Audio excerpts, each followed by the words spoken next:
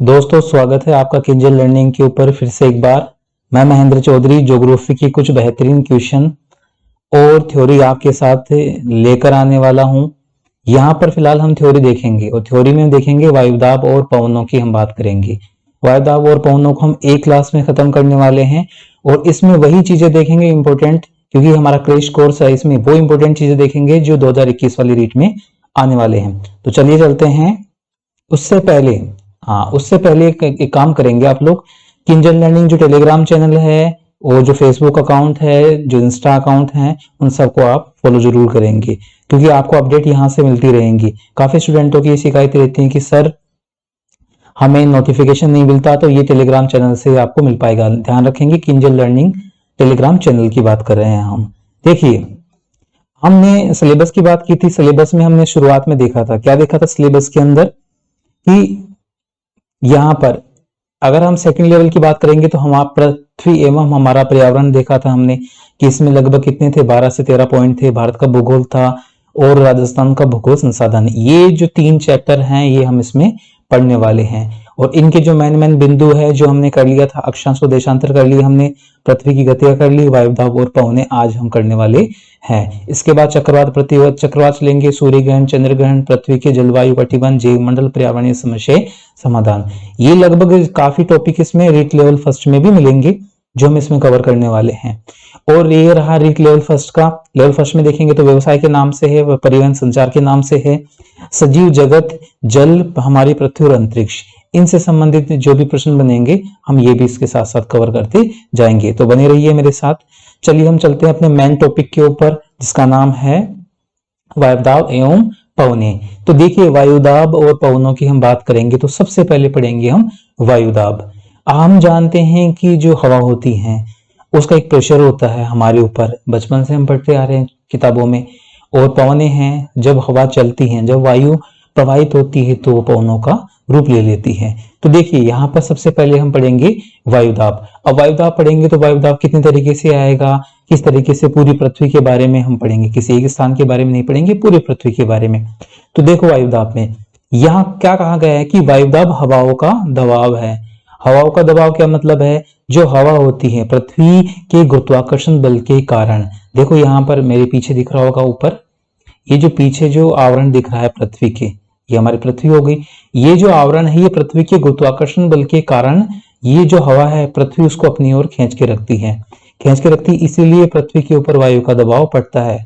वायु भारी गुरुत्वाकर्षण बल के कारण होती है, ध्यान रख लेना। पृथ्वी पर भार, सभी भार कैसे हैं, गुरुत्वाकर्षण बल के कारण भी है। तो वायु का दबाव होगा वो भी गुरुत्वाकर्षण बल के कारण ही होगा। सिंपल सा कंसेप्ट है। तो देखो यहाँ आगे पढ़ते हैं। यह है पृथ्वी की गुरुत्वाकर्षण शक्ति के कारण टिका है और अपने भार के कारण पृथ्वी पर दबाव डालता है। अब देखो, अगर हम दूसरे शब्दों में देखेंगे तो किसी दिए गए स्थान या समय की हवा के स्तंभ का भार बैरोमीटर में प्रति इकाई क्षेत्रफल पर पड़ने वाले दबाव के रूप में मापा जाता है। किसमें मापा जाता है, बैरोमीटर से मापा जाता है, ध्यान रखेंगे। तो मापा क्या है यहाँ पर, बैरोमीटर। पहला सवाल ये पूछेगा कि वायुदाब को मापने का मापक कौन सा है, बैरोमीटर है। काफी मीटरों के नाम से सुना होगा आप लोगों ने, तो बैरोमीटर आप याद रख लेना, वायुदाब बैरोमीटर। अब इसकी जो इकाई है वो है मिलीबार।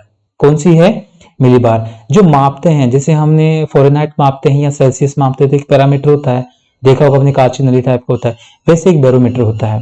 बट उसमें जो इकाई होती है, छोटी छोटी जो इकाई होती है, उसमें एमबी लिखा होता है। क्या लिखा होता है, सेल्सियस होता है, जैसे फ़ारेनहाइट होता है वैसे ही मिलीबार लिखा होता है। तो दो चीजें हैं यहाँ पर, बैरोमीटर पूछ सकता है आपसे एग्जाम में या मिलीबार पूछ सकता है। क्लियर, ध्यान रखेंगे, दोनों नाम है। ज्यादा से ज्यादा पूछे देंगे क्योंकि आपके जो रीट में है कोई सा भी लेवल हो वहां सीधे फैक्चुअल पूछते हैं, सीधे सीधे ऑप्शन आएंगे, ज्यादा घुमा फिरा कर नहीं पूछा जाएगा। तो ज्यादा माथापच्ची भी नहीं करनी, सीधे सीधे आप कीवर्ड्स देख लें। अब देखो, 1 मिलीबार 1 वर्ग सेंटीमीटर पर 1 ग्राम भार का बल है। कहने का मतलब मिलीबार क्या है कि जो मापते हैं तो 1 सेंटीमीटर जो एरिया होता है, 1 सेंटीमीटर का मतलब चारों तरफ 1 सेंटीमीटर का बल होता है, और उस पे जो 1 ग्राम भार बल पड़ता है वो उसमें मापा जाएगा मिलीबार में। अब देखो, वायुदाब की खोज सर्वप्रथम किसने की थी, म्यूरिक नाम था वैज्ञानिक का, और 1651 में की थी। तो ये भी प्रश्न आपसे पूछ सकते हैं। तो इस पेज में 3 प्रश्न हो गए हैं, बैरोमीटर हो गया है, मिलीबार इकाई हो गई है, और किसने किया था, यह है म्यूरिक, 1651 में इसने सर्वप्रथम इसकी खोज की थी। क्लियर, बाकी ये वर्ग सेंटीमीटर में जाएगा, ये बहुत कम पूछते हैं, फिर भी देख लेना आप। 3 तो मोटे मोटे यहाँ से प्रश्न बन के आएंगे। क्लियर। अब आगे चलते हैं। आगे हम देखेंगे, देखो वायुमंडल में दबाव क्या है, सभी जगह समान नहीं होता। समान क्यों होता? क्योंकि पृथ्वी क्या होती है, अपनी अक्ष पर घूमती रहती है। पृथ्वी की हमने गतियां पढ़ ली थी बहुत अच्छे से, किसी ने नहीं पढ़ा हो तो पिछले वीडियो देख सकते हैं आप। देखो अब होता क्या है, इसमें ताप पाकर वायु फैलती है, आपको पता है वायु फैलती है। आपने कभी कुछ पानी गर्म किया होगा तो भी देखा होगा कि भाप बनकर पानी उड़ता है। वायु भी गर्म होकर फैलती है।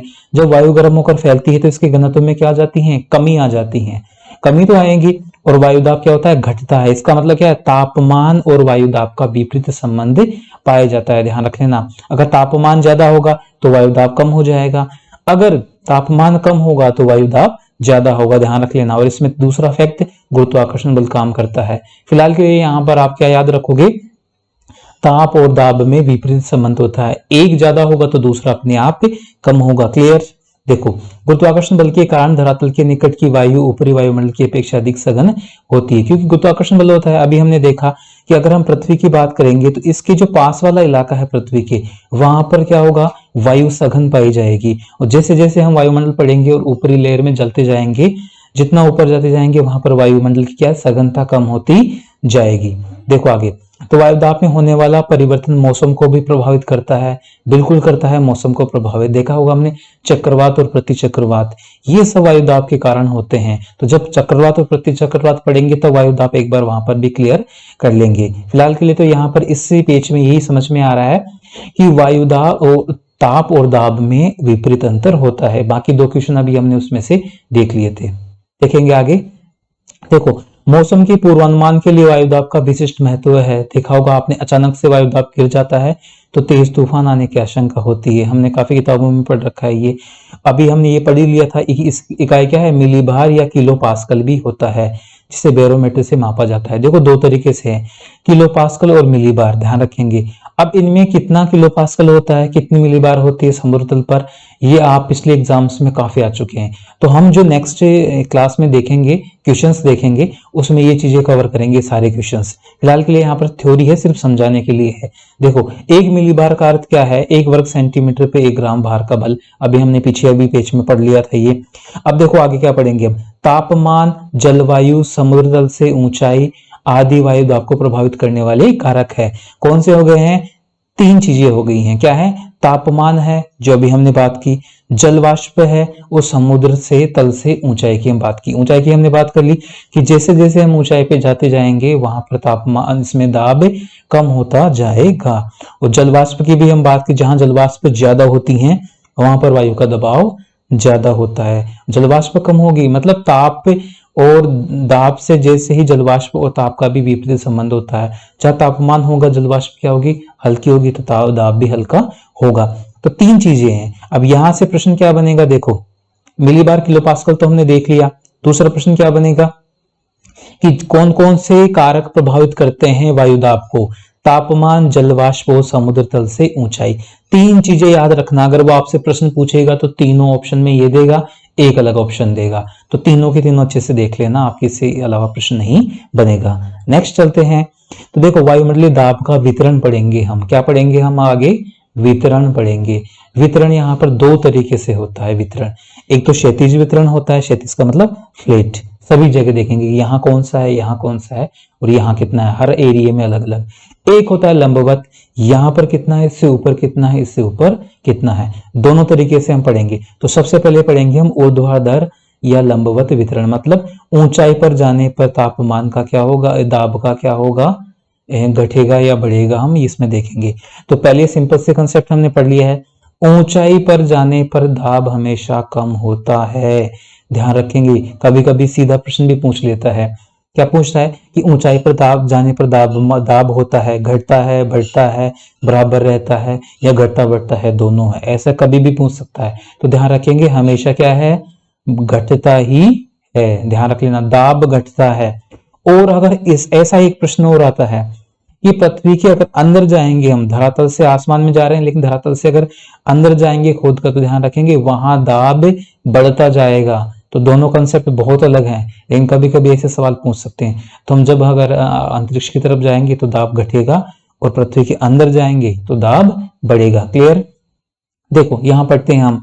देखो वायुमंडल की निचली परतों में हवा का घनत्व वायुमंडलीय दाब अधिक होता है, क्योंकि क्या होता है, पास में पृथ्वी का क्या होता है, गुरुत्वाकर्षण बल के कारण ये ज्यादा होता है। तो ध्यान रखो कि निचली वायुमंडल में, तो निचली वायुमंडल में हम पढ़ेंगे तो क्षोभ मंडल होता है, तो क्षोभ मंडल में दाब ज्यादा होता है पृथ्वी के पास में। ठीक है, क्लियर। जबकि ऊंचाई के साथ हवा में दाब की कमी आती जाती है, क्योंकि गुरुत्वाकर्षण बल से दूर चला जाता है वो, इसलिए उसमें हवा में दाब की कमी हो जाती है। तो देखो ऊंचाई के साथ क्या होता है, दाब घटता है। क्लियर। अब इसके घटने की दर एक जैसी नहीं रहती है, एक जैसी नहीं रहती, क्योंकि और भी विपरीत प्रभाव पड़ते हैं। पृथ्वी की घूर्णन गति है या अन्य भी हैं, ताप का भी प्रभाव पड़ता है। तो देखो यहाँ वायु के घनत्व, तापमान, जल वाष्प, पृथ्वी की गुरुत्वाकर्षण शक्ति जैसे कारकों पर निर्भर करता है। क्या करता है, निर्भर करता है। तो देखोगे कि ऊंचाई पर जाने पर दाब में क्या अंतर पड़ता है। लंबवत वितरण में कौन से कारक प्रभावी होते हैं, अभी हमने क्या पढ़ा था, देखो वापस यहां पर पढ़ा था कि ये वायु दाब को प्रभावित करने वाले कारक हैं जल वाष्प, समुद्र तल से ऊंचाई और तापमान, तीनों हो गए थे। यहाँ क्या है, हम ऊर्ध्वाधर वितरण की बात करें, लंबवत का मतलब होता है ऊपर जाने पर। देखो तो यहाँ पर क्या आएगा, देखो ध्यान से, घनत्व की बात की हमने, तापमान की बात की, जल वाष्प की बात की और पृथ्वी की गुरुत्वाकर्षण शक्ति। ठीक है, तीनों चारों नाम, यहाँ चार नाम हो गए हैं, वायु का घनत्व, तापमान, जलवाष्प, गुरुत्वाकर्षण शक्ति। तो ये कारक हैं और वो कारक है, सारे वैसे के वैसे हैं। अगर ऑप्शन में ये आएंगे तो भी आप सही करके आओगे। ठीक है, ध्यान रखेंगे, चार यहाँ हो गए हैं और वैसे के वैसे तीन थे, कुल मिला के चार हैं, कंप्लीट है। तो आप इन चारों को अच्छे से याद कर लेना। कभी कभी प्रश्न इनसे सीधा का सीधा ही उठाकर पूछ लेते हैं। तो यहाँ से कितने होंगे, दो प्रश्न बन चुके हैं हमारे कि हम ऊंचाई पर जाते हैं तो दाब कम होता जाता है, और ये प्रभावित करने वाले कारक हैं चार, घनत्व, ताप, जलवाष्प और पृथ्वी की गुरुत्वाकर्षण शक्ति। मैं तीन से चार बार रिपीट कर रहा हूं, बहुत अच्छे से इस क्लास को यहीं क्लियर कर लीजिए, क्योंकि हमारे पास टाइम नहीं है, बहुत कम टाइम है हमारे पास में। तो इसी क्लास में क्लियर कीजिए। PDF Telegram channel Kinjal learning के ऊपर मैं डलवा दूंगा, वहां से आप देख सकते हैं। ठीक है, अब लास्ट में देखते हैं, सामान्य रूप से क्षोभ मंडल में वायु दाब घटने की औसत दर कितनी होती है। 300 मीटर की ऊंचाई पर जाते हैं तो 34 मिलीबार हो जाती है। कहने का मतलब 34 मिलीबार है। कितनी है, 300 मीटर ऊंचाई पर जाएंगे तो 34 मिलीबार दर क्या होगी, घटेगी। ध्यान रखना 34 मिलीबार है नहीं 300 के ऊपर, क्या होगी, 34 मिलीबार घटेगी। तो समुद्र तल पे कितनी होती है, 1013 के आसपास होती है। सामान्यतः वायु दाब कितना होता है, 1013 के आसपास, या लगभग 1000 आसपास होता है। तो 1000 मिलीबार से 34 300 मीटर पे जाएंगे तो 34 मिलीबार कम हो जाएगा। तो ध्यान रखेंगे, अगर समुद्र तल पर 1013 मिलीबार अगर वायु दाब है तो 300 मीटर की ऊंचाई पर जाने पर कितना होगा, तो 34 उसमें से कम हो जाएगा। 1000 मीटर पे जाएंगे तो और कम हो जाएगा। लेकिन एक औसत दर बताइए, यहाँ पर क्या दिखा गया है, औसत दर, कि 300 मीटर की ऊंचाई पर जाने पर 34 मिलीबार। तो वैसे भी देख सकते हैं, तो 100 मीटर पे कितनी हो गई है वो देखेंगे तो कितना हो जाएगा, इस पर देख लेंगे। 100 मीटर पे लगभग कितना हो जाएगा, 10.1 के आसपास हो जाएगा। ठीक है, तो 10 मीटर पे कितना होगा तो ये भी देख लेंगे हम। 30 मीटर पे कितना होगा तो ये भी देख लेंगे हम। तो आप इनको पॉइंट में भी डिवाइड करके देख लेना। जरूरी नहीं ऐसे कैसे पूछे कि 300 मीटर पे कितना होगा, 100 मीटर पे भी पूछ सकता है, 1000 मीटर पे भी है, लेकिन औसत हमने देखा है 300 पर 34 मिलीबार ये घटने की दर होती है। क्लियर। नेक्स्ट चलते हैं, यहां से 3 प्रश्न हो गए हैं। क्षैतिज वितरण की बात करेंगे। अब हमने क्या देखा, हमने वो देखा था ऊर्ध्वाधर या लंबवत वितरण। अब देखेंगे हम क्षैतिज वितरण। क्षैतिज का मतलब होता है, ये देखो यहाँ पर धरातल है तो यहां से लेकर यहां तक, यहां देखेंगे इस एरिया में कितना है, यहाँ पर कितना है और यहाँ पर कितना है क्षैतिज वितरण। देखो क्षैतिज वितरण में सबसे इंपॉर्टेंट आएगी वायुदाब पेटियां, क्योंकि हमने ये देखा भारत, इसमें विश्व की जो है पृथ्वी देखेंगे हम, तो पृथ्वी में देखो ये सारे इलाके हैं। यहाँ पर क्या है, विषुवत रेखा, तो यहाँ पर क्या होगा, निम्न भार होगा, निम्न भार होगा। वायुदाब पेटियां देखेंगे अभी आगे, यहाँ पर देखो आगे उच्च भार होगा, इससे थोड़ा ऊपर जाएंगे तो ये कौन सा भार होगा, निम्न भार होगा। तो हमने क्या देखा, यहाँ पर निम्न भार, उच्च भार, और ऊपर की तरफ जाएंगे निम्न भार, और सबसे ऊपर जाएंगे तो यहाँ पर हो गया उच्च भार। कितने हो गए हमने, अगर पृथ्वी के मध्य से हम ध्रुव की तरफ जाते हैं तो 4 तरीके से ये भार बदलता है, वायुदाब बदलता है। तो पृथ्वी के बिल्कुल बीच में विषुवत रेखा पर कितना होता है, निम्न भार, कर्क रेखा के पास उच्च भार, और 66.5 डिग्री के आसपास देखेंगे तो हम निम्न भार, और लास्ट में सबसे जाएंगे ऊपर ध्रुवों के ऊपर तो उच्च भार होता है। तो निम्न, उच्च, निम्न और उच्च। ठीक है, निम्न से शुरुआत करेंगे और चौथे नंबर पर उच्च पे हम पहुंचेंगे। ये हो गई वायुदाब पेटियों का वितरण। तो वायुदाब पेटियां कितनी है हम देखेंगे, 4 तो ये हो गई, और ठीक 3 ऊपर वैसे कि नीचे दक्षिणी ध्रुवों की तरफ हो गई, ये हो गई निम्न और ये उच्च हो गई। तो 3 तो ये हो गई, ठीक है, तीनों, और ये 4 ऊपर यहां पर हो गई। तो कितनी वायुदाब पेटियां हो गई हैं। क्षैतिज वितरण में अगर वायुदाब पेटियों की हम बात करेंगे, वायुदाब के क्षैतिज वितरण में कितनी वायुदाब पेटियां हो गई हैं, कितनी हो गई हैं, यहाँ पर 7 हो गई हैं। ठीक है, तो सीधा सीधा प्रश्न भी पूछ सकता है आपसे कि वायुदाब पेटियां कितनी होती हैं पृथ्वी पर। तो क्षैतिज वितरण में पृथ्वी पर कितनी होती है, 7 वायुदाब पेटियां होती हैं। सीधा सीधा प्रश्न कई बार पूछा हुआ है और अच्छे अच्छे एग्जाम्स में पूछा हुआ है। तो आपके तो रीट है तो सीधा कंसेप्चुअल नहीं आकर सीधा फैक्चुअल भी पूछ लेगा। तो शुरुआत यहीं से हो जाती है क्षैतिज वितरण में। देखो वायुदाब पेटियों में देखेंगे, इनका मुख्य आधार क्या होता है, तापमान होता है। ठीक है, और पृथ्वी को एक ही प्रकार का धरातल मानकर पेटियां निश्चित की गई है। और वायुदाब पेटियां कौन सी हैं, ये प्रत्येक गोलार्ध में सेम वैसे की वैसे रहेंगी। तापमान, अब देखो तापमान क्या होगा, अब हम कंसेप्ट समझते हैं। अब तक हमने देख लिया कि 7 पेटियां होती हैं। अब 7 पेटियों के बाद में हम देखेंगे यहाँ पर कि ये पेटियां तापमान के आधार पर 7 पेटियां कैसे बनाई गई हैं। तो देखो सबसे बीच में देखेंगे विषुवत रेखा। अगर हम विषुवत रेखा की हम बात करेंगे यहाँ पर, तो विषुवत रेखा पर क्या होती है, सूर्य की किरणें सीधी पड़ती हैं, सीधी पड़ती हैं क्योंकि पृथ्वी क्या है, यहाँ पर गुलाब आकृति की है, लद्वश गुलाब आकृति की है। क्लियर। अब यहाँ पर जब सीधी पड़ेंगे तो यहाँ पर क्या होगा, वायु, अभी हमने क्या पढ़ा था, ताप और दाब में क्या होता है, विपरीत संबंध। अगर यहाँ ताप ज्यादा होगा तो क्या होगा, दाब कम होगा, तो निम्न भार हो गया ना। फिर थोड़ा सा ऊपर जाएंगे, ऊपर जाएंगे तो यहाँ तापमान थोड़ा सा कम होगा, तो यहाँ पर क्या होगा, उच्च भार होगा। लेकिन थोड़ा सा ऊपर जाएंगे तो वहां तापमान तो और कम होगा, क्योंकि हम जानते हैं कि विषुवत रेखा से ध्रुवों की तरफ जाएंगे, अगर ध्रुवों की तरफ जाएंगे तो वहां पर क्या होगा, तापमान कम होता जाएगा। लेकिन यहाँ पर पृथ्वी की घूर्णन गति का प्रभाव पड़ता है। तो ध्यान रख लेना, वायुदाब में पृथ्वी की घूर्णन गति का प्रभाव पड़ता है, वो क्षैतिज वितरण में पड़ता है। क्लियर। तो जब हम ऊपर जाएंगे तो उच्च भार से फिर से ये निम्न भार आ गया, तो निम्न भार आ गया तो इसका रीजन क्या है, यहाँ पर निम्न भार होने का रीजन है कि यहाँ पर पृथ्वी की घूर्णन गति के कारण वायु ऊपर उठ जाती है, बाकी तापमान का यहाँ रोल कम आ गया है। अब देखो यहाँ सबसे ऊपर जाएंगे तो यहाँ क्या, उच्च भार, क्योंकि यहाँ पृथ्वी की घूर्णन गति का प्रभाव कम पड़ता है और बहुत ज्यादा ठंड होने के कारण, सर्दी होने के कारण वायु भारी होके बैठती है। वायु जब भारी होके बैठती है तो यहाँ उच्च भार पाया जाएगा। ठीक है, तो उच्च भार हो गया कर्क रेखा के ऊपर, और यहाँ पर हो गया ध्रुवों के ऊपर उच्च भार हो गया है।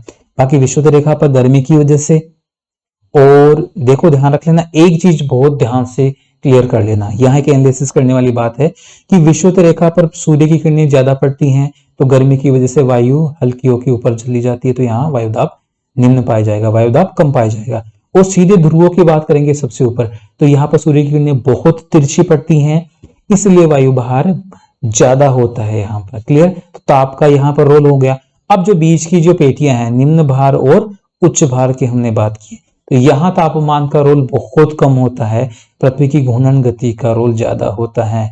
इसलिए ध्यान रखेंगे कि जो उपोष्ण कटिबंधीय उच्च भार वाली वायुदाब पेटियां हैं, अभी आगे देखेंगे, और निम्न भार वायुदाब पेटियां मतलब 23.5 के आसपास और 66.5 के आसपास होगी जो पेटियां हैं, दोनों उच्च भार और वायु भार वाली, वो पृथ्वी के घूर्णन गति के कारण ही वहां पर दाब कम और ज्यादा होता है। क्लियर, ये याद रखेंगे। और पृथ्वी के बिल्कुल बीच में और ध्रुवों के ऊपर उच्च भार और निम्न भार पाया जाता है, तो वो क्या है, तापमान के कारण पाया जाता है। क्लियर, ध्यान से देख लेना, प्रश्न ऐसे ही बनेंगे। अभी हम क्लास के बाद जब प्रश्न करेंगे तो इनसे संबंधित प्रश्न आएंगे, तब आपको याद होना चाहिए कि मैंने इसमें से क्या बताया था। क्लियर।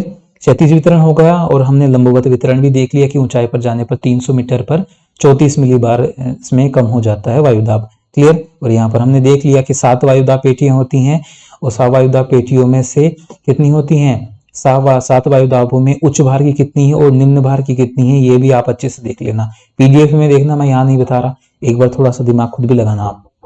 ओके, अब आगे चलते हैं। अब आगे चलेंगे तो देखो इसमें इसमें वायुदाब पेटियों के बारे में अच्छे से यहाँ पर एक बार और देख लेंगे। तो देखो पहले यहाँ पर देखेंगे, यहाँ पर 0 डिग्री, ठीक है, 0 डिग्री अक्षांश रेखा देखेंगे हम यहाँ पर, फिर 30 डिग्री देखा हमने, फिर 80 डिग्री के आसपास देखा, और यहाँ पर 90 डिग्री लास्ट में देख लिया उत्तरी ध्रुव। अगर यहाँ पर देखेंगे तो देखो यहाँ पर नाम भी है, हमने अभी देखा निम्न भार, उच्च भार, निम्न भार और फिर से उच्च भार की पेटियां देखी हैं। तो सबसे बीच में देखेंगे हम, तो यहाँ पर देखो इसमें क्या है, यहाँ पर निम्न वायुदाब पाया जाएगा, ठीक है, निम्न वायुदाब बिल्कुल बीच में। अगर यहाँ पर देखेंगे तो उच्च वायुदाब पाया जाएगा, उपोष्ण उच्च वायुदाब पेटी है, यहाँ पर ध्यान रखेंगे, उपोष्ण उच्च वायुदाब पेटी। और आगे जाएंगे तो यहाँ पर क्या होगा, देखो यहाँ निम्न वायुदाब पेटी है, तो अधोध्रुवीय या उपध्रुवीय वायुदाब पेटी है। क्लियर, 3 पेटियां हो गई। अब सबसे ऊपर जाएंगे तो देखो यहाँ ध्रुवीय उच्च वायुदाब पेटियां हैं, 3 पेटियां हो गई हैं। क्लियर, दिख गया होगा आपको। पहली ये बिल्कुल बीच में, पृथ्वी के बिल्कुल मध्य में है, यहाँ पर निम्न वायुदाब पेटी पाई जाती है सूर्य की किरणें ज्यादा पड़ने के कारण। फिर यहाँ पर उपोष्ण उच्च वायुदाब पेटी पाई जाती है। फिर यहाँ पर उपध्रुवीय निम्न वायुदाब पेटी पाई जाती है। सबसे ऊपर जाएंगे तो उच्च वायुदाब पेटियां पाई जाती हैं। अभी अभी हमने देख लिया था, यहाँ पे हमने क्लियर किया था, और यहाँ पर एक बार इनके नाम देख लिए हमने कि उपोष्ण, उपध्रुवीय और ध्रुवीय, ठीक है, ये नाम हो गए। हम पहले इनके हम तापमान के आधार पर इसको हम बांट के पहले क्लासों में देख चुके हैं। तो देख लेना, इनकी डिग्री देख लेना, 0 डिग्री के आसपास, 30 डिग्री के आसपास और 60 से 80 डिग्री है। हालांकि 80 दे रखा है तो हम यहाँ पर 80 मान लेते हैं, ठीक है। तो कर्क रेखा और 66.5 डिग्री रेखा है, इनको भी मान के हम देख सकते हैं। क्लियर, वैसे ही यहाँ पर है, बाकी चीजें अभी देखने की जरूरत नहीं है, आगे जो पौनी आएंगे तो हमें वहां पर क्लियर कर लेंगे। चलते हैं आगे, ये एक पीडीएफ है, आपको समझाने के लिए दिया गया है यहाँ पर। देखो आगे चलते हैं।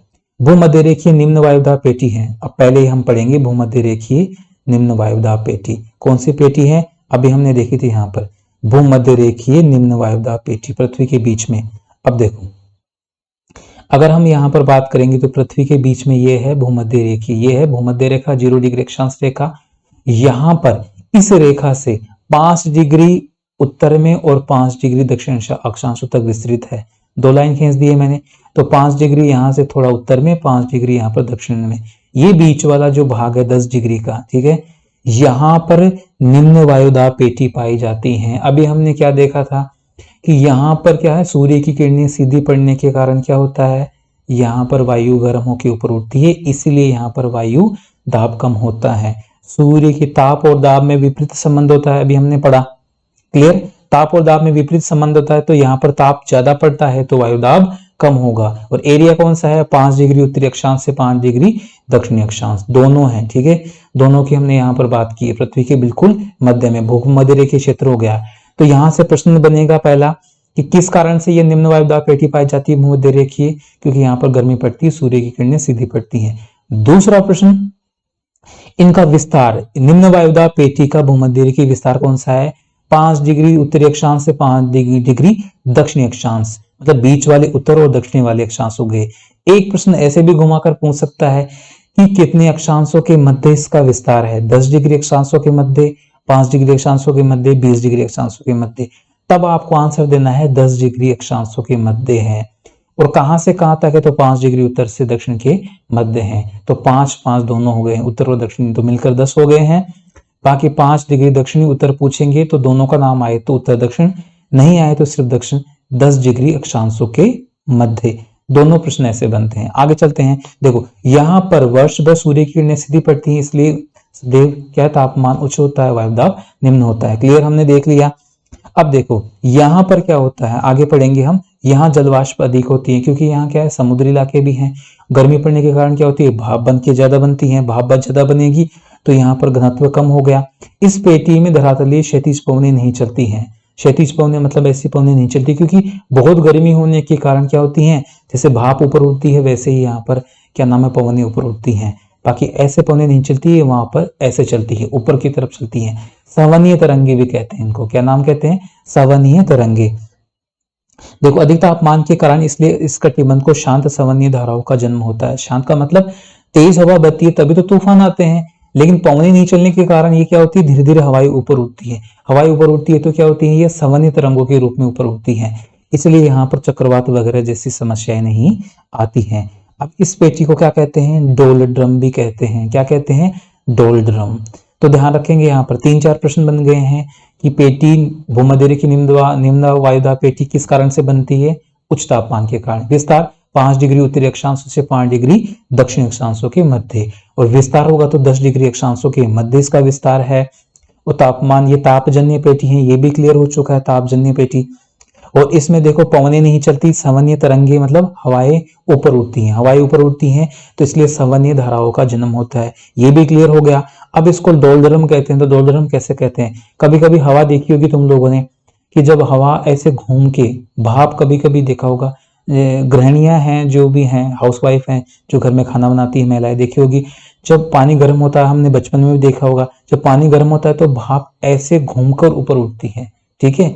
जब घूमकर ऊपर उठती है तो उसमें क्या होता है, वही डोलड्रम होता है, घूमकर हवाओं का ऊपर उठना भाप के रूप में, ये संवहनीय धाराओं के रूप में डोलड्रम कहलाता है। क्लियर? ये धाराएं इस तरीके से होंगी। तो यहाँ 3 से 4 जो प्रश्न बनेंगे ये हमने क्लियर कर लिया है। बाकी पीडीएफ में जब आप देखो तो उसमें ये देख लेना कि सर ने कौन सी चीजें बनाई हैं, ठीक है। तो आप वही चीजें आप शॉर्ट नोट्स में भी लिख सकते हैं, दोबारा देखने का टाइम नहीं है, एक बार ये क्लास ले लेना, दोबारा से फास्ट ट्रैक में देख लेना, प्लस पीडीएफ देख लेना, बाकी देखने की जरूरत नहीं पड़ेगी।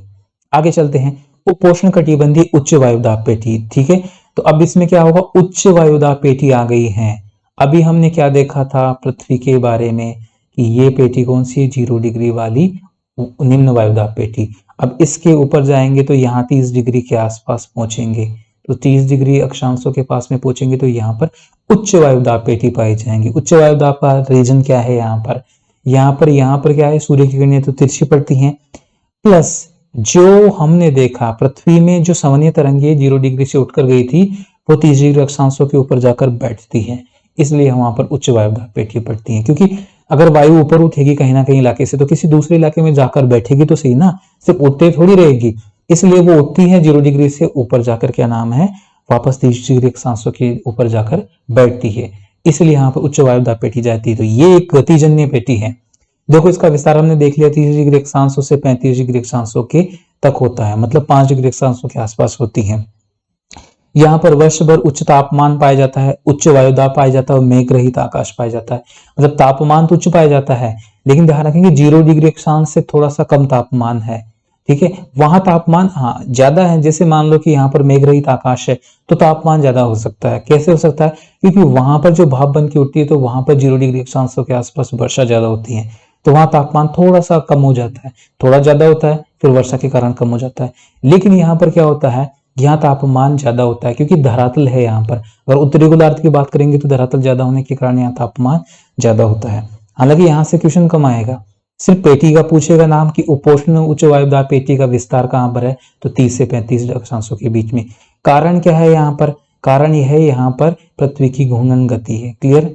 और उच्च ताप नहीं हो सकता क्योंकि उच्च ताप से तो वायु हल्की होकर ऊपर उठती है, बट यहाँ क्या, पृथ्वी की घूर्णन गति के कारण हवाएं 0 डिग्री अक्षांश से आकर 30 डिग्री अक्षांश पे बैठती। कहां से? 0 से 30, इसलिए यहाँ पर दाब ज्यादा होता है। देखो विश्व के सभी उष्ण मरुस्थल इस पेटी में महाद्वीपों के पश्चिमी किनारों पर पाए जाते हैं। क्यों पाए जाते हैं? क्योंकि यहाँ पर जो पृथ्वी की घूर्णन गति के कारण जब पृथ्वी घूमती है तो हवाएं पीछे की तरफ आती है, पीछे की तरफ आती है तो क्या है, हवाएं पश्चिमी मरुस्थलों में, पश्चिमी इलाकों में जो मरुस्थल बनते हैं वो इसलिए बनते हैं क्योंकि वहां पर हवाएं पहुंच नहीं पाती। हमने पिछली वीडियो में बात कर ली थी कि जो संवहनीय तरंग, वो जो हवाएं हैं, जो वाष्प नमी वाली हवाएं, वो पश्चिमी भागों में नहीं पहुंच पाती, इसलिए वहां पर मरुस्थल पाए जाते हैं। अभी देख लेंगे। और इसमें उच्च दाब के क्षेत्रों को अश्व अक्षांश या ध्रुवीय उच्च वायुदाब पेटी भी कहते हैं। ध्यान रखेंगे, ये ध्रुवीय थोड़ा गलत आ गया, यहाँ देखेंगे अश्व अक्षांश, ठीक है। और ये कौन सी है? गतिजन्य पेटी है। अश्व अक्षांश क्यों कहते हैं? देखो अगर हम दक्षिणी गोलार्ध की बात करेंगे, यहाँ पर 30 डिग्री दक्षिणी गोलार्ध की, तो यहाँ पर क्या है, समुद्र ज्यादा है। पृथ्वी के आधे भाग में अगर दक्षिणी गोलार्ध की बात करेंगे तो उसको जलीय गोलार्ध भी कहते हैं, क्योंकि वहां पर क्या है, ज्यादा जल पाया जाता है। ज्यादा जल पाया जाता है तो आप क्या देखोगे कि वहां पर प्राचीन काल में क्या जहाज चलते थे पानी के, तो घोड़ों का एक स्थान से दूसरे स्थानों पर जो घोड़ों को ले जाया जाता था, किसमें? जहाजों में डालकर। जहाजों में जब डाल के ले जाया जाता था तो 30 डिग्री से 35 डिग्री अक्षांशों के मध्य, ये कौन सी पेटी है? उच्च वायुदाब पेटी। 30 से 35 डिग्री अक्षांशों के पास में जब जाते थे जहाज, तो वहां उच्च वायुदाब मतलब वायु वहां पर आकर बैठती थी 30 से 35 डिग्री अक्षांशों के मध्य। जो 0 डिग्री से उठती थी वायु, वो 30 डिग्री से जाकर वहां पर बैठती थी। जब उस इलाके में बैठती वायु, जब बैठती तो वो क्या करते, वो पहले से लोड करके लाते। क्या लोड करके लाते? ये घोड़े, उसमें घोड़े लोड करके लाते। जैसे ही घोड़े 30 से 35 डिग्री अक्षांशों के मध्य पहुंचता वो जहाज, तो वहां पर उसके भार की वजह से क्या होता, जहाज और दब जाता। जब और ज्यादा दब जाता तो वहां पर वो डूबने के कगार पे आते। तो वो क्या करते, व्यापारी उसको डूबने से बचाने के लिए घोड़ों को उठाकर समुद्र में फेंक देते थे, उसका वजन कम करने के लिए। इसीलिए 30 से 35 डिग्री अक्षांशों को अश्व अक्षांश कहते हैं। क्लियर? 30 से 35 डिग्री क्या होते हैं, अश्व अक्षांश, क्योंकि वायु वहां भारी होकर बैठती है, जहाज डूबने के कगार पे होते थे, तो वो घोड़ों को उठाकर बाहर फेंक देते थे, इसलिए उनको अश्व अक्षांश कहा गया था। तो ध्यान रखेंगे, इसलिए कहा गया था 30 से 35 डिग्री अक्षांश, उस अश्व अक्षांश। उच्च वायुदाब पेटी, उच्च दाब होगा तभी तो अश्व अक्षांश कहलाएंगे। क्लियर? और ये गतिजन्य पेटी है। गतिजन्य क्यों है? क्योंकि ये यहाँ पर उच्च तापमान की वजह से भी यहाँ पर वायु हल्की होनी चाहिए, लेकिन पृथ्वी की घूर्णन गति के कारण ये और हवाएं नीचे आने के कारण यहाँ पर उच्च वायुदाब पेटी पाई जाती है। तीनों प्रश्न हो गए हैं। यहाँ पर क्या हो गए हैं, 30 से 35 डिग्री, ठीक है। यहाँ उच्च तापमान, उच्च वायुदाब, मेघरहित आकाश होता है, ये हम पूछेंगे। बट यहाँ पर मरुस्थल पाए जाते हैं, अश्व अक्षांश और गतिजन्य पेटी है। ये जो मैंने गोले किए हैं, आप एक बार उसको पीडीएफ में भी पॉइंट आउट कर लेना। इसके अलावा इसमें से कोई प्रश्न नहीं बनेगा। 3 मुख्य प्रश्न है जो बन सकते हैं यहाँ से। आगे चलते हैं, उपध्रुवीय निम्न वायुदाब पेटी की हम बात करेंगे। तो उपध्रुवीय निम्न वायुदाब पेटी का मतलब हो गया, अब हम चलते हैं 30 डिग्री 35 डिग्री से ऊपर, तो वहां जाएंगे तो हम लगभग जाएंगे 60 से 65 डिग्री अक्षांशों के मध्य। तो जगह कौन सी है, 60 से 65, ठीक है। कौन सी है, 60 से 65। देखो 60 से 65 अक्षांशों के मध्य ये पाई जाएगी निम्न वायुदाब पेटी। ये रहा निम्न वायुदाब वायुभार, तो यहाँ 60 से क्या होगा, 65, ये 65, 60 से 65 डिग्री वाला होगा। यहाँ निम्न वायुदाब रीजन क्या है, जबकि यहाँ अगर विषुवत रेखा से उत्तर में जा रहे हैं तो यहाँ तो तापमान कम हो रहा है, और हमने क्या पढ़ा था कि तापमान और वायुदाब का विपरीत संबंध होता है। जनरली ये होता है तापमान वायुदाब का विपरीत संबंध, लेकिन अगर पृथ्वी की घूर्णन गति का प्रभाव पड़ गया तो फिर यहाँ पर थोड़ा सा मामला उल्टा हो जाता है। तो हम क्षैतिज वितरण में बात कर रहे हैं हम, तो क्षैतिज वितरण में यह आएगा कि उपध्रुवीय निम्न वायुदाब पेटी 60 से 65 अक्षांशों के मध्य। रीजन क्या होता है, यहाँ तापमान निम्न होता है, किंतु वायुदाब निम्न देखने को मिलता है क्योंकि पृथ्वी की घूर्णन गति है। तो ये कौन सी हो गई, गतिजन्य पेटी हो गई। अभी पीछे कौन सी पेटी पढ़ी थी हमने, उपोष्ण उच्च वायुदाब पेटी। क्लियर? उसमें भी गतिजन्य पेटी थी, और ये घूर्णन गति के कारण ये भी कौन सी हो गई है, गतिजन्य पेटी हो गई है। तो यहाँ पर 3 प्रश्न बनेंगे। 3 प्रश्न कौन से बनेंगे, देखो 60 से 65 अक्षांशों के मध्य, उपध्रुवीय निम्न वायुदाब पेटी, घूर्णन गति के कारण, ये गतिजन्य पेटी होने के कारण, ये गतिजन्य पेटी होने के कारण क्या होती है, यहाँ पर वायुदाब निम्न पाया जाता है। क्लियर? तीनों फैक्ट्स याद कर लेना, चौथा कुछ याद करने की जरूरत नहीं है। बस लास्ट लाइन क्या है, अभिसरण क्षेत्र को उपध्रुवीय वाताग्री भी कहते हैं। वाताग्री का मतलब होता है यहाँ पर थोड़ी सी क्या है, वाताग्र की वजह से ये क्या कहते हैं उसको, वातावरण को, इसमें हाँ जो चक्रवात बनते हैं यहाँ पर, तो शीत कटिबंधीय चक्रवात बनते हैं। चक्रवात प्रति चक्रवात जो पढ़ेंगे हम वहां पर देख लेंगे। फिलहाल के लिए आप 3 चीजें याद रखो, जगह कौन सी है, कितने अक्षांश है, घूर्णन गति के कारण, और गतिजन्य पेटी इसका नाम है। क्लियर? आगे चलते हैं, ध्रुवीय उच्च वायुदाब पेटी, सबसे लास्ट में टॉप पर, ये देखो पृथ्वी के ध्रुवीय उच्च वायुदाब पेटी। अब यहाँ पर पृथ्वी की गतिजन्य पेटी नहीं है, यहाँ पर ताप काम करेगा। जैसे पृथ्वी के बीच में विषुवत रेखीय पेटी कौन सी थी, तापीय पेटी थी, वो तापजन्य थी, वहां निम्न वायु भार था। वैसे ही हम ध्रुवों के ठीक कोने पर जाएंगे, सबसे उत्तरी और दक्षिणी ध्रुव पर, तो वहां पर उच्च वायुदाब पाया जाएगा। तो ध्रुवीय उच्च वायुदाब पेटी की हम बात कर रहे हैं।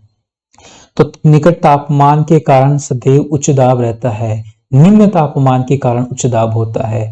ठीक है, तो ये कौन सी होगी, तापजन्य पेटियां हो गई हैं। चौथी पेटी पढ़ रहे हैं हम, कौन सी पेटी है, चौथी। तो हमने पिछली 2 पेटियां पढ़ी थी, वो कौन सी थी, गतिजन्य, और ये पेटी कौन सी है, तापजन्य। और एक पहले वाली पेटी पढ़ी थी विषुवत रेखीय, वो कौन सी थी, वो भी तापजन्य थी। तो विषुवत रेखीय और ध्रुवीय, बिल्कुल शुरू की, बीच की और लास्ट की, ये हमेशा तापजन्य ही होगी। दोनों ध्रुवों की तरफ ध्यान रखना, बीच में और दोनों ध्रुवों पर। बहुत सिंपल कंसेप्ट से बता रहा हूं मैं, बीच में, पृथ्वी के बीच में और दोनों ध्रुवों पर तापजन्य पेटियां ही होती हैं। ताप का रोल होता है, ध्रुवों पर क्या होता है, निम्न ताप के कारण उच्च दाब होते हैं, और पृथ्वी के बीच में विषुवत रेखीय में ताप ज्यादा होने के कारण निम्न दाब पाया जाता है। क्लियर? बहुत अच्छे से देख लेना। अब देखो, दोनों गोलार्धों में इस ये तापजन्य पेटियां हैं, और ताप वर्ष भर कम होने के कारण क्या होता है, यहाँ पर हिमाच्छादित रहता है। हिमाच्छादित रहता है तो क्या होता है, वायु अत्यधिक शीतल और भारी होती है, इसलिए वह उच्च वायु दाब पाया जाता है। सीधी सी बात है, तापमान बहुत कम हो गया यहाँ पर, सूर्य की किरणें सीधी नहीं पड़ती तो दाब ज्यादा हो जाता है। यहाँ पर गतिजन्य पेटी का कोई रोल नहीं है। क्लियर, चारों की चारों पेटियां क्लियर हो चुकी हैं।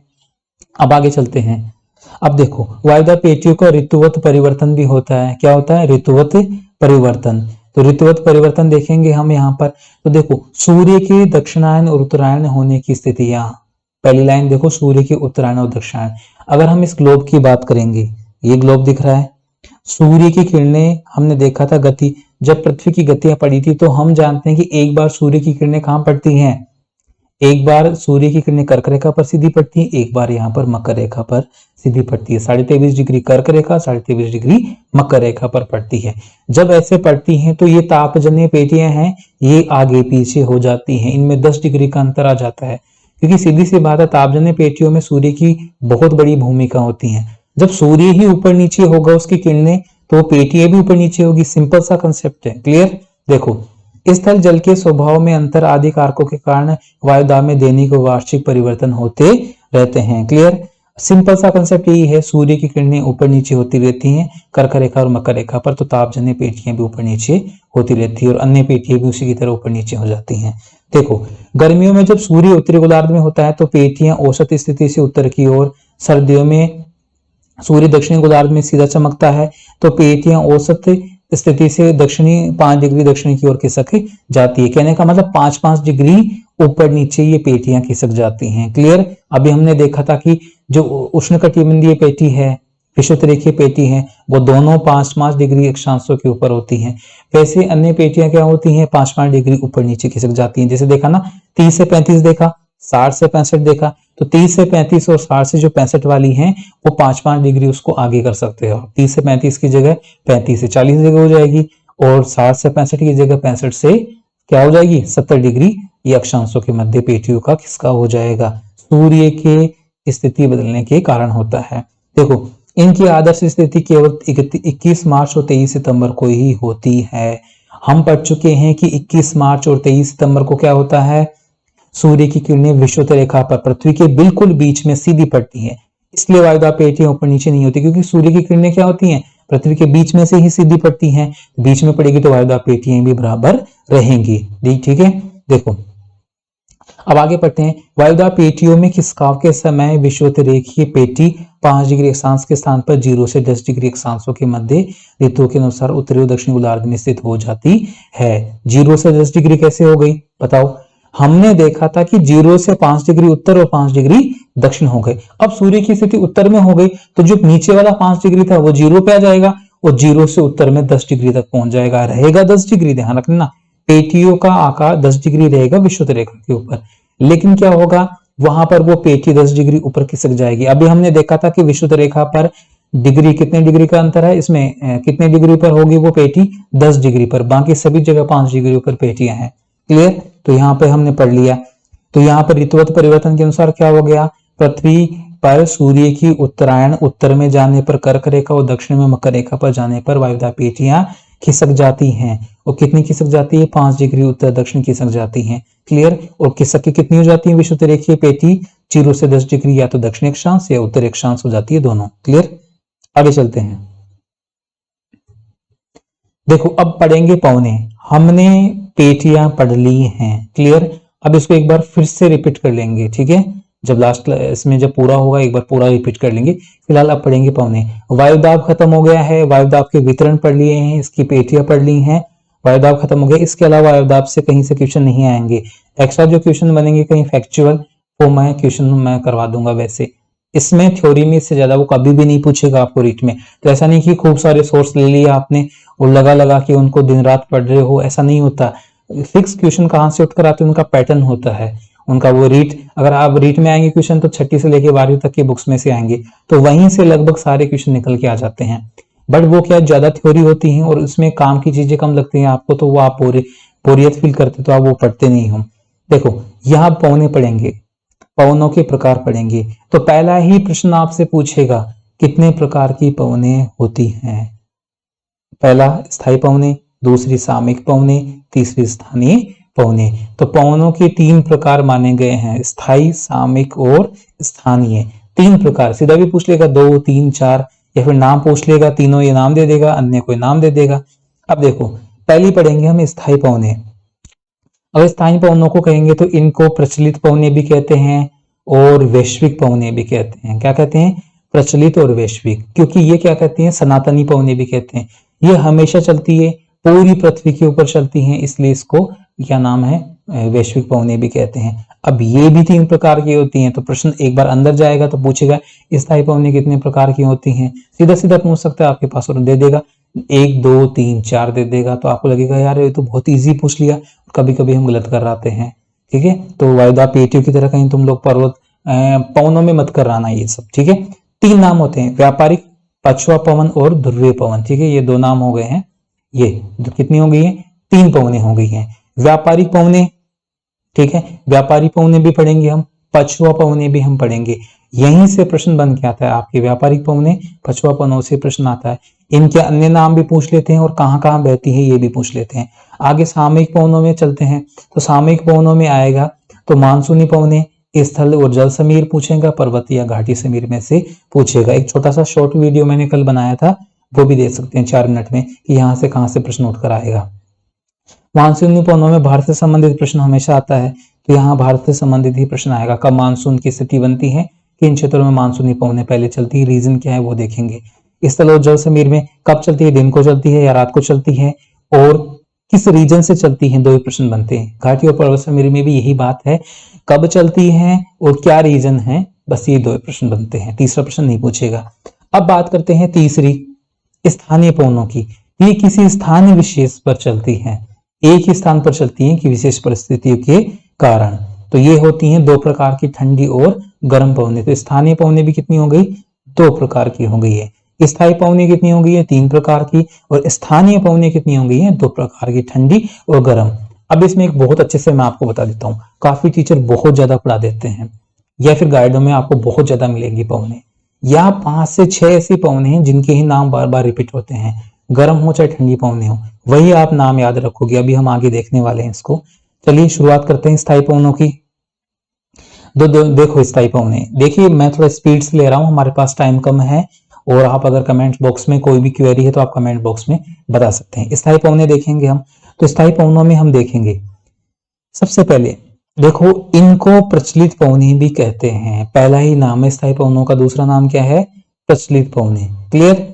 अगर प्रचलित पवने कहेंगे तो ये किस किस प्रकार की पवने हैं? देखो इन पवनों को वायुमंडल का प्राथमिक परिसंचरण भी कहते हैं। प्राथमिक परिसंचरण क्यों कहते हैं?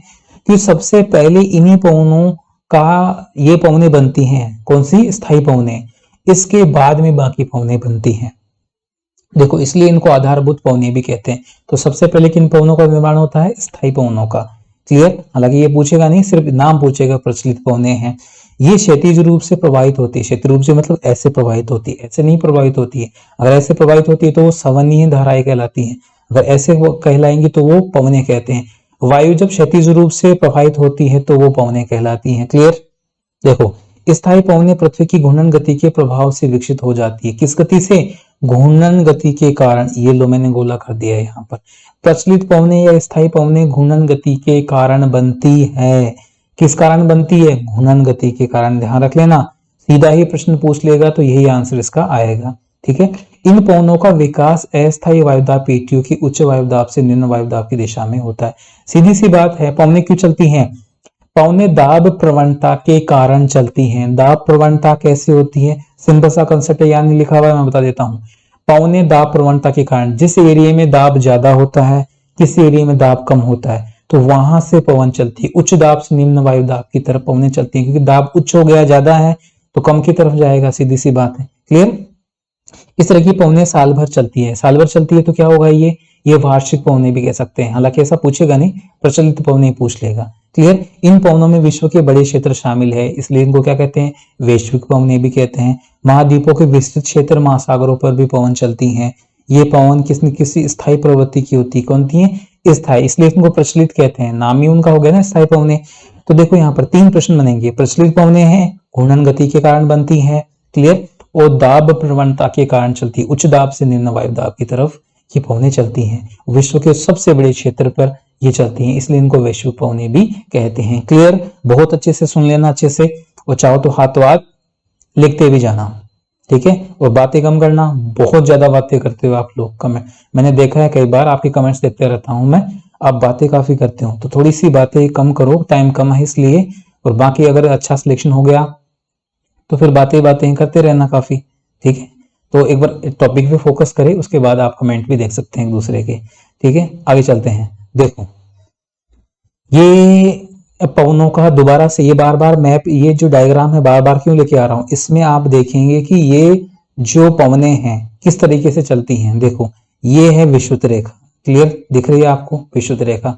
यहां से जब पृथ्वी ऐसे घूमती है, क्लियर, ऐसे घूमेगी तो पवनें पीछे की तरफ खींचती है। जैसे हम गाड़ी चला रहे हैं, बारिश हो रही है, तो हम देखते हैं कि गाड़ी जब चलती है तो हवा पीछे की तरफ लगती है, जबकि हवा थोड़ी बह रही है, लेकिन गाड़ी चल रही है इसलिए हवा पीछे की तरफ बहती हुई लगती है, हमें लगती है। वैसे पृथ्वी जब घूमती है तो हवा पीछे की तरफ जाती है, तो हवा पीछे की तरफ जाएगी तो हवा यूं जाएगी।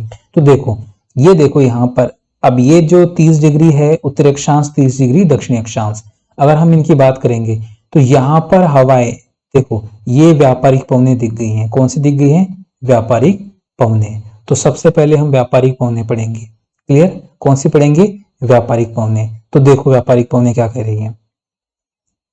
यहां पर व्यापारिक पवनें जब यहां से पृथ्वी घूमती हैं, ठीक है, पृथ्वी जब घूम रही है तो पृथ्वी के मध्य भाग से हवाएं क्या होती हैं? बहुत मध्य भाग पृथ्वी का सूर्य ताप ज्यादा होने के कारण, देखो सारी चीजें कनेक्टेड हैं, सूर्य का ताप ज्यादा होने के कारण यहाँ हवाएं ऊपर उठ जाती हैं। हवाएं ऊपर उठेगी तो वहां से क्या होगी? आसपास की हवाएं उसका जगह लेने के लिए आएंगी। जब जगह लेने के लिए आएंगी तो क्लियर है, तो ये जो पृथ्वी है आप इस तरीके से इमेजिन करके देख सकते हैं, ये पृथ्वी है, ये इस तरीके से घूम रही है। जब पृथ्वी घूम रही है तो उसका जो हवाएं हैं वो हवाएं ऊपर की ओर उठ रही हैं। जब हवाएं ऊपर की ओर उठ रही है तो ऊपर से नीचे की हवाएं इस तरफ आती हैं उस जगह लेने के लिए। जब आती है तो पृथ्वी घूमने के कारण वो सीधी आने के बजाय वो तिरछी हो जाती है। कैसी हो जाती है? तिरछी, क्योंकि पृथ्वी इस तरीके से घूम रही है तो वो थोड़ी पीछे की ओर खिसक जाती है। इसलिए देखना ये तिरछी लाइनें दिख रही होंगी आप लोगों को, मैं बना रहा हूं, ये दोनों तरफ से तिरछी दिख रही है ना। ये हवाएं सीधी आ रही थी ऐसे सीधी, लेकिन पृथ्वी घूमने के कारण, पश्चिम से पूर्व दिशा की ओर घूमने के कारण, प्रश्न आया हुआ है ध्यान रखोगे, पृथ्वी की घूर्णन गति पश्चिम से पूर्व की ओर पृथ्वी घूर्णन गति है अपने अक्ष पर। तो जब घूमती है ऐसे, तो जो हवाएं आ रही थी दोनों तरफ से वो क्या हो जाती हैं? पीछे की ओर ऐसे हो जाती हैं, ऐसे ना होकर ऐसे तिरछी हो जाती हैं। इसलिए इनको क्या कहते हैं? उत्तर पूर्वी पवनें भी कहते हैं। इनकी दिशा क्या हो जाती है? उत्तर से आ रही है, लेकिन ये तिरछी होने के कारण उत्तर पूर्वी पवनें कहलाती हैं। क्लियर? व्यापारी पवनों को उत्तरी पूर्वी पवनें भी कहते हैं। देखो इनको पूर्वी पवनें कहते हैं, पहली लाइन, व्यापारी या सन्मार्गी पवनें भी कहते हैं। तीनों नाम देख लेना। व्यापारी पवनों के अन्य नाम भी वो सीधे सीधे पूछ लेता है, बिल्कुल फैक्ट्स है, आपको अच्छे से याद करना होगा। व्यापारिक पवनें, पूर्वी पवनें, मैंने कहा ना उत्तर पूर्वी दिशा से चलती हैं तो पूर्वी पवनें कहलाती हैं। व्यापारिक पवनें कहलाती हैं क्योंकि जहाज इनकी वजह से चलते हैं, शुरुआत इनसे हो रही है इसलिए व्यापारिक पवनें कहलाएंगी। सन्मार्गी पवनें इसलिए कहते हैं कि एक ही मार्ग का अनुसरण करती है, ये हमेशा चलती रहती है एक ही मार्ग पर, इन्हीं की दिशाओं में कोई परिवर्तन नहीं होता, इसलिए इनको सन्मार्गी कहते हैं। इसलिए ये क्या नाम है? जहाजों को मार्ग प्रदान करती है, एक ही तरफ से जहाज चलते रहते हैं। देखो आगे, उपोष्ण उच्च वायुदाब क्षेत्रों में विषुवतीय निम्न वायुदाब क्षेत्र की ओर हवाएं चलती हैं, इन्हें ट्रेड विंड भी कहते हैं। ट्रेड विंड का मतलब समझ गए, ट्रेड का मतलब व्यापार होता है, विंड का मतलब हवाएं कहते हैं। तो व्यापारिक हवाएं हो गई हैं, हमने ऊपर पढ़ लिया ना। तो इंग्लिश में कभी पूछ ले कि व्यापारिक, इनकी ट्रेड विंड, ठीक है, किन अक्षांशों के मध्य चलती हैं, तो किन अक्षांशों के मध्य चलती हैं, तो ये भी हम देखेंगे। ये देखो यहाँ पर मेरे ऊपर होगा थोड़ा सा देख सकते हैं, यहाँ पर 30 डिग्री दक्षिणी अक्षांश, ठीक है, और 30 डिग्री यहाँ पर ये उत्तरी अक्षांश और 30 डिग्री दक्षिणी अक्षांश, इनके मध्य चलती हैं ये, ठीक है। और स्थिति क्या है? उत्तर पूर्व की ओर स्थिति है इनकी, कितनी? उत्तर पूर्व। और वैसे इनको पूर्वी पवनें भी कहते हैं, उत्तरी पूर्वी व्यापारी पवनें भी कहते हैं, ट्रेड विंड भी कहते हैं, सन्मार्गी भी कहते हैं। सबके सब नाम अच्छे से देख लेना, पीडीएफ में अच्छे से चेक कर लेना, ठीक है। अब ये क्या होता है? उच्च वायुदाब क्षेत्र। अब हमने क्या देखा था कि 30 डिग्री के आसपास कौन सा था? उच्च वायुदाब। क्लियर? हमने देखा था उच्च वायुदाब, अभी थोड़ी देर पहले पढ़ा था। उच्च दाब, और यहाँ पर पृथ्वी के बीच में क्या होता है, निम्न वायुदाब होता है, क्योंकि सूर्य की किरणें सीधी पड़ने के कारण यहाँ पर ताप से हवाएं ऊपर उठ जाती है, तो यहाँ पर 30 डिग्री से यहाँ पर हवाएं चलती हैं। तो उच्च दाब से निम्न दाब पृथ्वी के बीच में हवाएं चलती हैं, जिनको ट्रेड विंड कहते हैं। क्लियर, इनका निर्माण इस तरीके से कहते हैं। ये नियमित रूप से बहती हैं, एक पथ का निरंतर एक ही दिशा से चलना होता है इनका। क्लियर, और इनको पूर्वी सन्मार्गी पवनें उत्तर पूर्वी दिशा से और दक्षिणी गोलार्ध में दक्षिण पूर्व दिशा से चलती है। तो दोनों में क्या है, देखो उत्तर पूर्व दिशा से भी चलती है और दक्षिण पूर्व दिशा से भी चलती है। तो उत्तर पूर्व और दक्षिण पूर्व में पूर्व क्या है, इसमें कॉमन है, इसलिए इनको पूर्वी पवनें कहा जाता है। इतना याद रखो बस। दिशाएं क्या होंगी, उत्तर पूर्व दक्षिण पूर्व। क्लियर, कभी कभी सीधा भी पूछ लेगा कि इनकी दिशाएं कौन सी हैं, तो उत्तर पूर्व दिशा और दक्षिण पूर्व दिशा दोनों में पूर्व है, तो पूर्व की ओर से चलने के कारण क्या होगी, ये उत्तर पूर्व और दक्षिण पूर्व दिशाएं भी कहलाएंगी। तो उत्तर और पूर्व दोनों याद रखना, ठीक है। तो पूर्वैया भी कहते हैं, पूर्वी पवनें, व्यापारिक पवनें, सन्मार्गी पवनें, ट्रेड विंड, और उत्तर पूर्व से दक्षिण पूर्व की ओर चलते हैं। मैं बार बार याद दिला रहा हूं, ध्यान रखेंगे बहुत अच्छे से, इनकी दिशाएं कई बार पूछ चुके हैं, ठीक है। देखो, ये उष्णकटिबंधीय मुख्यतः पूर्व दिशा से चलती है, इन्हें पूर्वैया या पूर्वी पवनें कहते हैं। क्लियर, बाकी आप नोट्स में से देख लेना, इंपोर्टेंट चीजें हैं जो मैंने गोले कर रखे हैं वो नोट्स में लिख लेना, ठीक है। नहीं भी लिखो तो इसको पढ़ लेना, काफी है। तो इसमें से कितने प्रश्न हो गए, इनके नाम हो गए हैं, कौन कौन से नाम है, और इनकी दिशा हो गई है। क्लियर, नाम और दिशा 2 प्रश्न बनेंगे इसमें से। क्लियर, नाम और दिशा, हाँ स्थान पूछ सकता है, स्थान क्या अक्षांश पूछ सकता है कि 30 डिग्री से 0 डिग्री के मध्य चलती है, ये भी देख सकते हैं। तो 3 प्रश्न हो गए हैं, चौथा प्रश्न इसमें से नहीं पूछेगा। देखो आगे, अब देखो ये एक अलग तरीके से और बता दिया है मैंने। ये देखो, ये बिल्कुल बीच में जो लाल पट्टी बड़ी दे रखी है इसमें, ये दे रखी है, यहाँ पर हवाएं क्या होती हैं, ऊपर उठ जाती हैं गर्म होकर, क्योंकि सूर्य की किरणें सीधी पड़ती हैं, तापमान ज्यादा होने के कारण फिर से ऊपर पड़ती है, ऊपर उठती है, तो आसपास के इलाकों से क्या होती हैं, ये हवाएं चलती हैं, दिख रही होगी दोनों तरफ से हवाएं चलती हुई, और ये पृथ्वी की घूर्णन गति के कारण क्या हो जाती हैं, थोड़ी सी मुड़ जाती है, मुड़ रही है ना ये। अगर पृथ्वी घूर्णन नहीं करती तो ये हवाएं सीधी आती, लेकिन पृथ्वी की पश्चिम से पूर्व की ओर गति होने के कारण, ऐसे गति होने के कारण ये क्या हो गई है, ये पश्चिम की ओर खिसक गई है, तो इसलिए ये पूर्व इनका क्या हो गया है, ये दिशा होगी पूर्व से पश्चिम की ओर। अब देखो, पूर्वी तटों पर ये वर्षा प्राप्त करती हैं। वर्षा कैसे करती हैं, क्योंकि जो चक्रवात आते हैं वो भी इनसे ही आते हैं, पूर्वी तटों से टकराते हैं चक्रवात। क्यों टकराते हैं, क्योंकि ये जब चलती हैं तो आपने देखा होगा, ये देखो ये इलाका देखा आपने, ये इलाका देखा, ये सारे समुद्री इलाके हैं। अब यहाँ से हवाएं चलेंगी तो समुद्र से नमी लेके जाएगी, तो जो पूर्वी किनारे हैं, कौन से, ये वाले पूर्वी किनारे, ये वाले पूर्वी किनारे, और ये जो अपने वाले पूर्वी किनारे हैं, यहाँ पर बहुत ज्यादा वर्षा करेंगी। पश्चिमी किनारों पर वर्षा नहीं कर पाती, क्योंकि ये जो किनारे हैं सारे जो दिख रहे हैं आपको, मैंने लाइन बना रहा हूं मैं, यहाँ से हवाएं पहुंचते पहुंचते नमी इन इलाकों में खत्म हो जाती है। इन इलाकों में नमी खत्म होने के कारण क्या होता है, यहाँ पर मरुस्थल पाए जाते हैं, क्योंकि वर्षा कम होती है ना, हवाओं की दिशा है, तो ये पूर्वी भाग में जो स्थान है वहां पर पूरी वर्षा हो जाती है, पश्चिमी भागों में पहुंचते पहुंचते नमी खत्म, तो वहां पर मरुस्थल पाए जाते हैं। ऑस्ट्रेलिया में भी यही स्थिति है। तो लगभग सभी जो महाद्वीप है उनके पश्चिमी किनारों पर मरुस्थल पाए जाएंगे। भारत के भी देखोगे तो पश्चिमी भाग में मरुस्थल पाए जाते हैं। क्लियर हो चुका है ये सब, आगे चलते हैं। तो यहां से समझ में आ गया, चक्रवात, पूर्वी तटों पर वर्षा और पश्चिमी भागों पर मरुस्थल इनकी वजह से पाए जाते हैं। 3 चीज यहां से क्लियर की है हमने। आगे चलते हैं। देखो, ये सारे डेजर्ट आ गए हैं विश्व के जितने भी हैं। अगर ये देखो, पृथ्वी अगर यहाँ पर देखेंगे, ये विषुवत रेखा है, और हमने देखी थी हवाएं ऐसे चल रही थी हवाएं ऐसे। अगर ऐसे हवाएं चल रही थी तो इनके पश्चिमी भाग, ये रहा पश्चिम भाग, ठीक है, अटाकामा और पैटागोनिया का मरुस्थल है दक्षिणी अमेरिका में।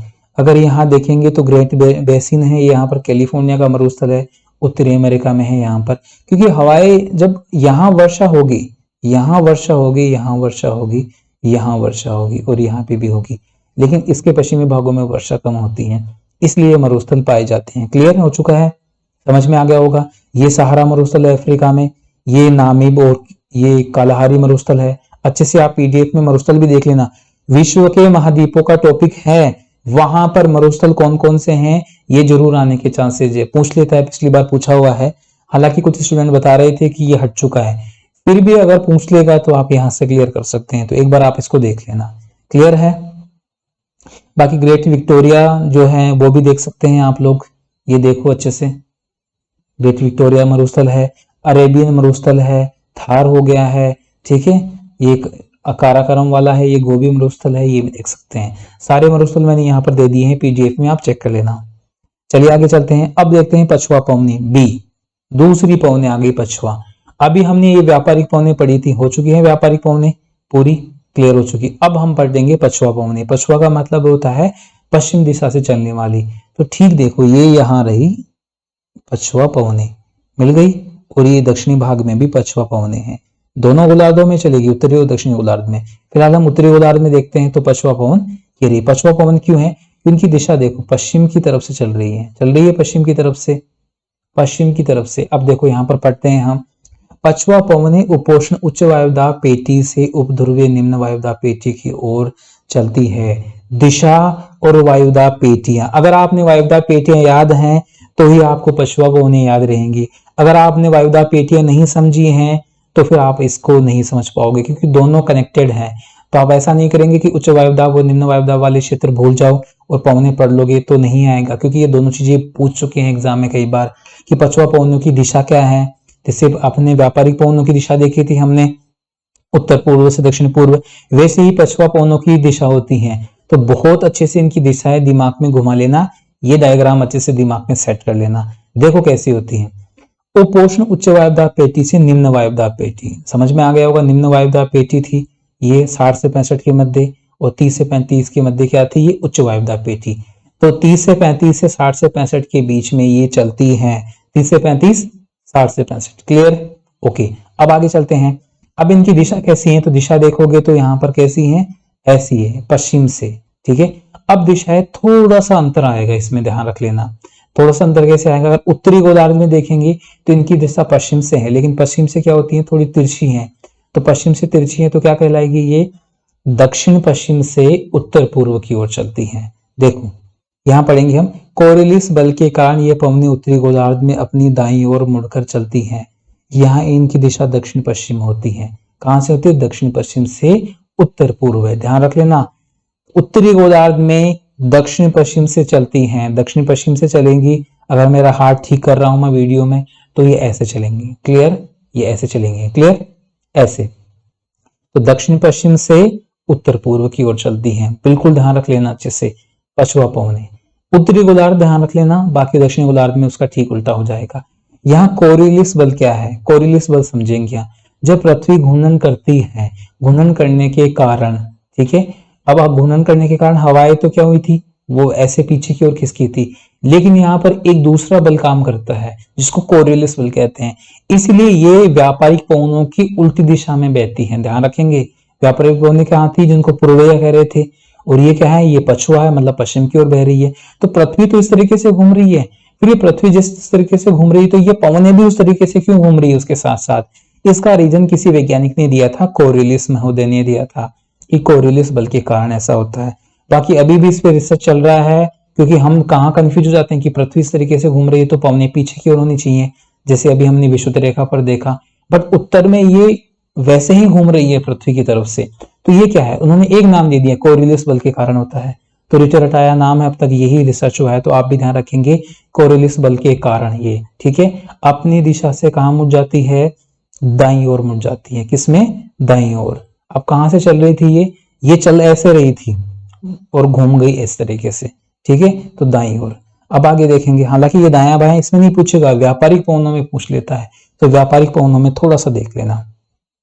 दक्षिण गोलार्ध में बाईं ओर मुड़कर चलती है, यहाँ इनकी दिशा उत्तर पश्चिम होती है। दक्षिण गोलार्ध में क्या होती है?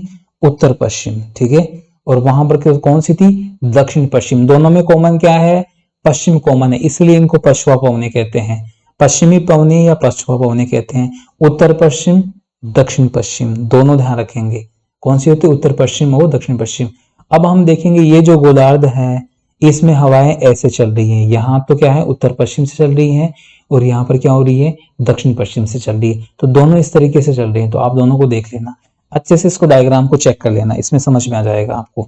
देखो मुख्य दिशा पश्चिम होने के कारण इनको पश्चिमी पवने भी कहते हैं, क्लियर।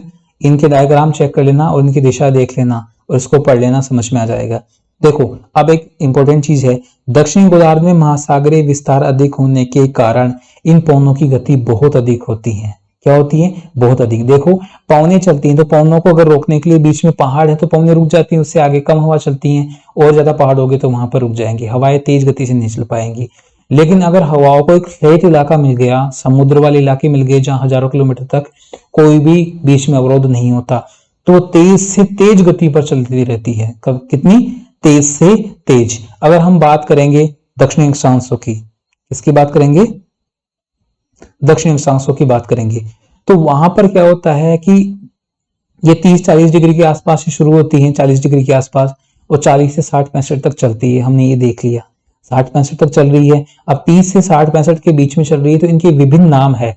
अब ये 30 से शुरू होगी तो 40 तक पहुंचता पहुंचता इनका नाम क्या हो जाता है? तो नीचे देखो यहाँ पर इनके दक्षिणी गोलार्ध में इनके नाम है, क्योंकि दक्षिणी गोलार्ध को जलीय गोलार्ध कहते हैं, वहां पर जल ज्यादा, समुद्री क्षेत्र ज्यादा पाए जाते हैं, कोई अवरोध नहीं होता, इसीलिए यहाँ पर 40 डिग्री तक पहुंचते पहुंचते, शुरुआत 30 डिग्री से होती है, 40 डिग्री तक पहुंचते पहुंचते इनको गरजता चालीसा कहते हैं, क्योंकि यहाँ चक्रवात पैदा करती हैं तो गरजता चालीसा कहते हैं। फिर ये 50 डिग्री अक्षांशों तक पहुंचते पहुंचते कितनी होती है? प्रचंड 50 हो जाती है। प्रचंड का मतलब और प्रचंड रूप ले लेती है। फिर थोड़ा सा और आगे जाती है तो फिर 60 डिग्री अक्षांशों के पास पहुंचते पहुंचते क्या हो जाती है? चीखती साटा हो जाती है। चीखती साटा का मतलब हो गया कि फिर और तेज गति से चलती है, तो इनकी आवाज जब टकराती है कहां से? जब आपने देखा होगा तेज हवाएं चलती है, तूफान चलता है, तो चीखने की इसकी आवाज आती है, एक खौफनाक सी आवाज आती है, वो चीखती साटा हो जाती है। तो इसका मतलब क्या हुआ? 40 डिग्री 30 से शुरू हुई है दक्षिण अक्षांशों में, 40 तक पहुंचे पहुंचते क्या हुई? गरजता चालीसा, और अगर उससे और तेज हुई 50 तक पहुंचते पहुंचते प्रचंड हो गई, फिर उससे आगे चीखती हुई हो गई।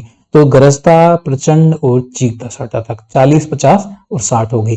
ये तीनों नाम होते हैं, ये दक्षिणी गोलार्ध में होते हैं, ध्यान रखेंगे। तो इनके विभिन्न नाम है इन पवनों की।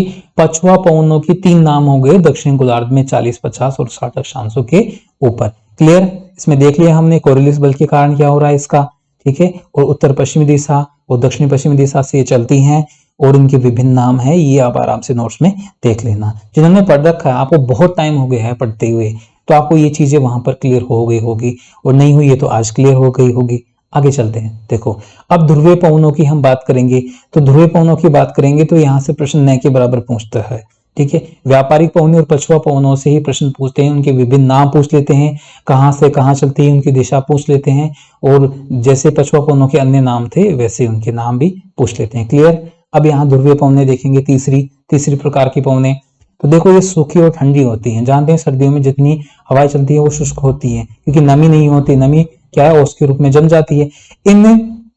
इनका जन्म ध्रुवीय उच्च वायुदाब क्षेत्र से होता है। ये पृथ्वी का जो टॉप है, यहाँ बहुत ज्यादा उच्च वायुदाब पाया जाता है। उच्च वायुदाब पाने के कारण ये हवाएं यहाँ से निम्न दाब क्षेत्रों की ओर चलती हैं, अपने अपने ध्रुवों से अपने अपने निम्न वायुदाब क्षेत्रों 60 से 65 के मध्य चलती हैं। ये सीधी चलती हैं, लेकिन पृथ्वी की घूर्णन गति के कारण ये भी थोड़ी सी तिरछी हो जाती हैं। ध्रुवीय पवनें व्यापारिक पवनों की दिशा में बहती हैं। जैसे हमने व्यापारिक पवनें पढ़ी थी दिशा, वैसे ही दिशा इनकी होती है दोनों गोलार्धों में। तो उत्तरी गोलार्ध में उत्तर पूर्व से और दक्षिणी गोलार्ध में दक्षिण पश्चिम की ओर बहती है। जैसे व्यापारिक पवनें थी वैसे ही ध्रुवीय पवनें वैसी ही दिशा में बहती है। सिंपल कंसेप्ट है। पछुआ पवनें थोड़ी सी कंफ्यूज करती हैं, उनको अच्छे से देख लेना। देखो यहाँ पर पछुआ पवनें बह रही हैं इस दिशा में और इस दिशा में बह रही है। क्लियर हो गया? इस दिशा में, तो ये पश्चिमी दिशा है, वहां से बह रही है। तो ये पश्चिमी है, तो यहाँ पर दक्षिण पश्चिम से और यहाँ पर उत्तर पश्चिम से बह रही है। दिशाएं चेंज हो गई हैं। अगर गोलार्ध चेंज होते ही पछुआ पवनों की दिशाएं चेंज हो जाती हैं। उत्तरी गोलार्ध में पूछेगा तो दिशाएं कैसी होंगी? दक्षिण पश्चिम से शुरू होती है पछुआ पवनें। दक्षिण गोलार्ध में पूछेगा तो उत्तर पश्चिम से शुरू होती है। तो दोनों के नाम थोड़ी से देख लेना, ये कंफ्यूज करते हैं बहुत ज्यादा। अच्छे क्लासों में स्टूडेंटों की जिनकी तैयारी अच्छी होती है, फर्स्ट ग्रेड की तैयारी करते हैं, वो भी इस कंसेप्ट को अच्छे से याद नहीं रख पाते। आप एक बार देख लेना, ठीक है। इससे ज्यादा इसमें से प्रश्न नहीं पूछेगा। आगे चलते हैं। मानसूनी पवनें। अब हम पढ़ते हैं दूसरी प्रकार की पवनें, सामयिक पवनें। अभी हमने कौन सी पवनें पढ़ी थी? स्थायी पवनें पढ़ी थी, जिसमें व्यापारिक, पछुआ और ध्रुवीय पवनें, तीनों पवनों के विभिन्न नाम, उनके बारे में हमने देख लिया। अब सामयिक पवनें, ऐसी पवनें जो समय विशेष पर चलती है, एक निश्चित समय होता है उसी टाइम वो पवनें चलती हैं, बाकी वो नहीं चलती हैं, साल भर नहीं चलती हैं। वो जो पढ़े हैं हमने अभी तीनों पवनें, वो पूरे साल भर बहती है। लेकिन ये पवने हैं साल भर नहीं बहती है, कि विशेष समय में बहती है, इसलिए इनका सामयिक पवने कहते हैं। इनमें सबसे पहले देखेंगे मानसूनी पवने। मानसूनी पवनों में ज्यादा प्रश्न इसमें से इतना नहीं बनेगा, मैं यहाँ से दूंगा, उसके बाद सीधे सीधे प्रश्न दूंगा फैक्चुअल, जहां से सीधे उठकर प्रश्न आ जाएंगे। देखो मानसून की शब्द की उत्पत्ति बहुत पढ़ रखा होगा आपने, अरबी भाषा के मौसम शब्द से बनी है। कौन सा शब्द है? मौसम शब्द। किससे बनी है? मौसम से, अरबी भाषा के, और जिसका अर्थ होता है मौसम। क्या होता है? मौसम, या मानसूनी पवने भी कहते हैं। अब मानसूनी पवने वो होती हैं जो मौसम के अनुसार अपनी दिशा बदल देती है, दिशा बदल देती है। देखो गर्मियों में जब सूर्य ताप अधिक होता है, जिसके कारण स्थलीय भाग सागरीय भाग की अपेक्षा अधिक गर्म हो जाता है। क्या हो जाता है? गर्म। अधिक गर्म हो जाता है तो निम्न दाब के केंद्र विकसित हो जाते हैं और पवनें सागरीय भागों से स्थलीय भागों की ओर बहने लगती हैं, जो ग्रीष्मकालीन मानसून कहते हैं। ग्रीष्मकालीन मानसून देखो मैं बता देता हूँ। जो व्यापारिक पवनें होती हैं वो सूर्य के उत्तरायण और दक्षिण, उत्तर और दक्षिण में होने के कारण उस समय वो क्या हो जाती हैं? उत्तर में खिसक जाती हैं। जैसे कर्क रेखा पर कुछ सूर्य की किरणें हमने देखा था पिछली वीडियो में, कर्क रेखा पर सूर्य की किरणें सीधी पड़ती हैं। कब पड़ती है? 21 जून को। जब पड़ती है तो सूर्य की किरणें सीधी पड़ेंगी तो वहां पर व्यापारिक पवनें उत्तर की ओर वो पेटी खिसक जाती हैं। उत्तर की ओर खिसक जाती हैं तो मानसूनी पवनों का वहां पर विस्तार हो जाता है। इसलिए वहां पर मानसूनी पवनें, व्यापारिक पवनें मानसूनी पवनों को वहां पर गति प्रदान करती हैं।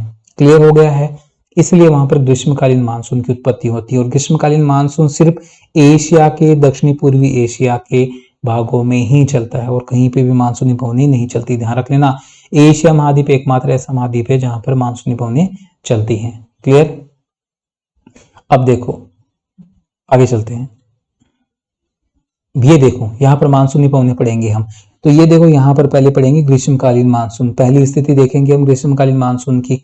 तो यहाँ पर देखो हमने देखा था कि ये हवाएं इस तरीके से आती हैं, इनको दक्षिणी पश्चिमी मानसून भी कहते हैं क्योंकि ये इस तरीके से आती हैं। क्योंकि पेटी क्या होती है गर्मी में, ये जो कर्क रेखा भारत के मध्य से गुजरती है। क्या? मध्य से गुजरती है। तो यहाँ पर सूर्य की किरणें सीधी पड़ने के कारण 23.5 डिग्री के ऊपर, तो ये जो हवाएं चल रही थी नीचे, ये इस तरीके से चलती है। अब ये इस तरीके से चलेगी तो इनको दक्षिणी पश्चिमी मानसूनी पवने कहते हैं। ये पवने चलती तो ऐसे हैं, लेकिन यहाँ पर सूर्य क्या होता है, ताप ज्यादा होने के कारण कम दाब होता है। कम दाब के कारण ये हवाएं इस तरीके से चलने वाली भी इस तरफ घूम जाती हैं। इसलिए कहते हैं इसका मूल भाव क्या होता है? दक्षिणी पश्चिमी मानसून ही कहते हैं।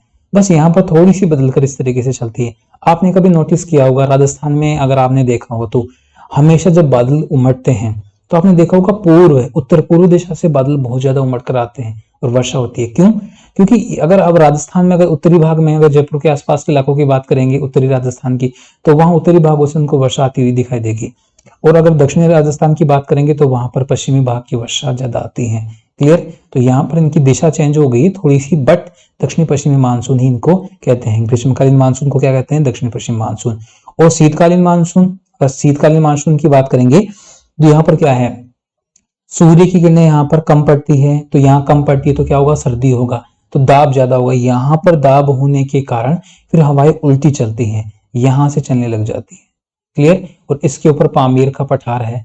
इस इलाके में अगर उत्तर में जाएंगे, पूरा उत्तर में जाएंगे यहाँ पर, तो यहाँ पर क्या है? उच्च दाब होता है। उच्च दाब की वजह से यहाँ पर हवाएं चलती हैं। तो हवाएं क्या होंगी?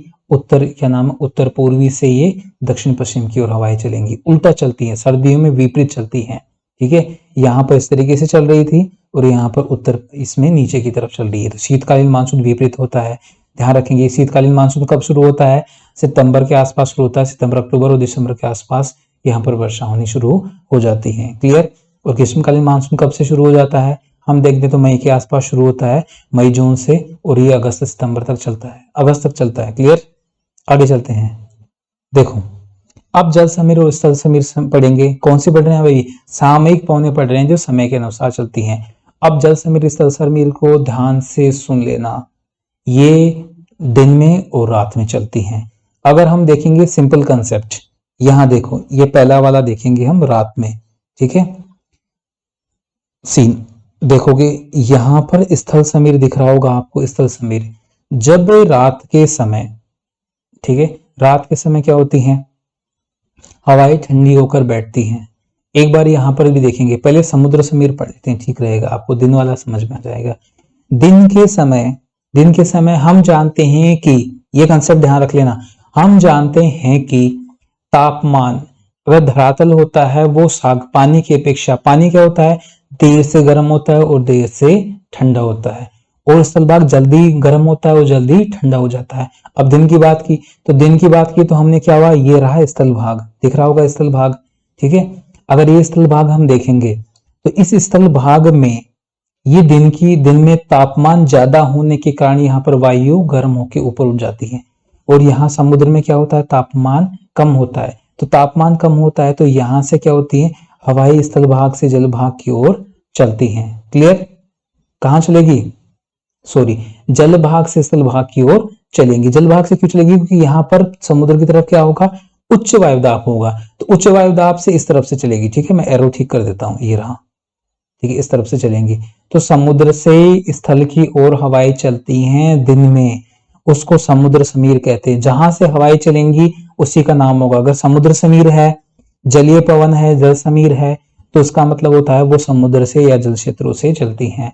और वो कहाँ चलती है, स्थल की तरफ चलती है। अगर स्थल की तरफ चलेगी तो इसका मतलब क्या है, वो दिन में चलेगी, ध्यान रखेंगे।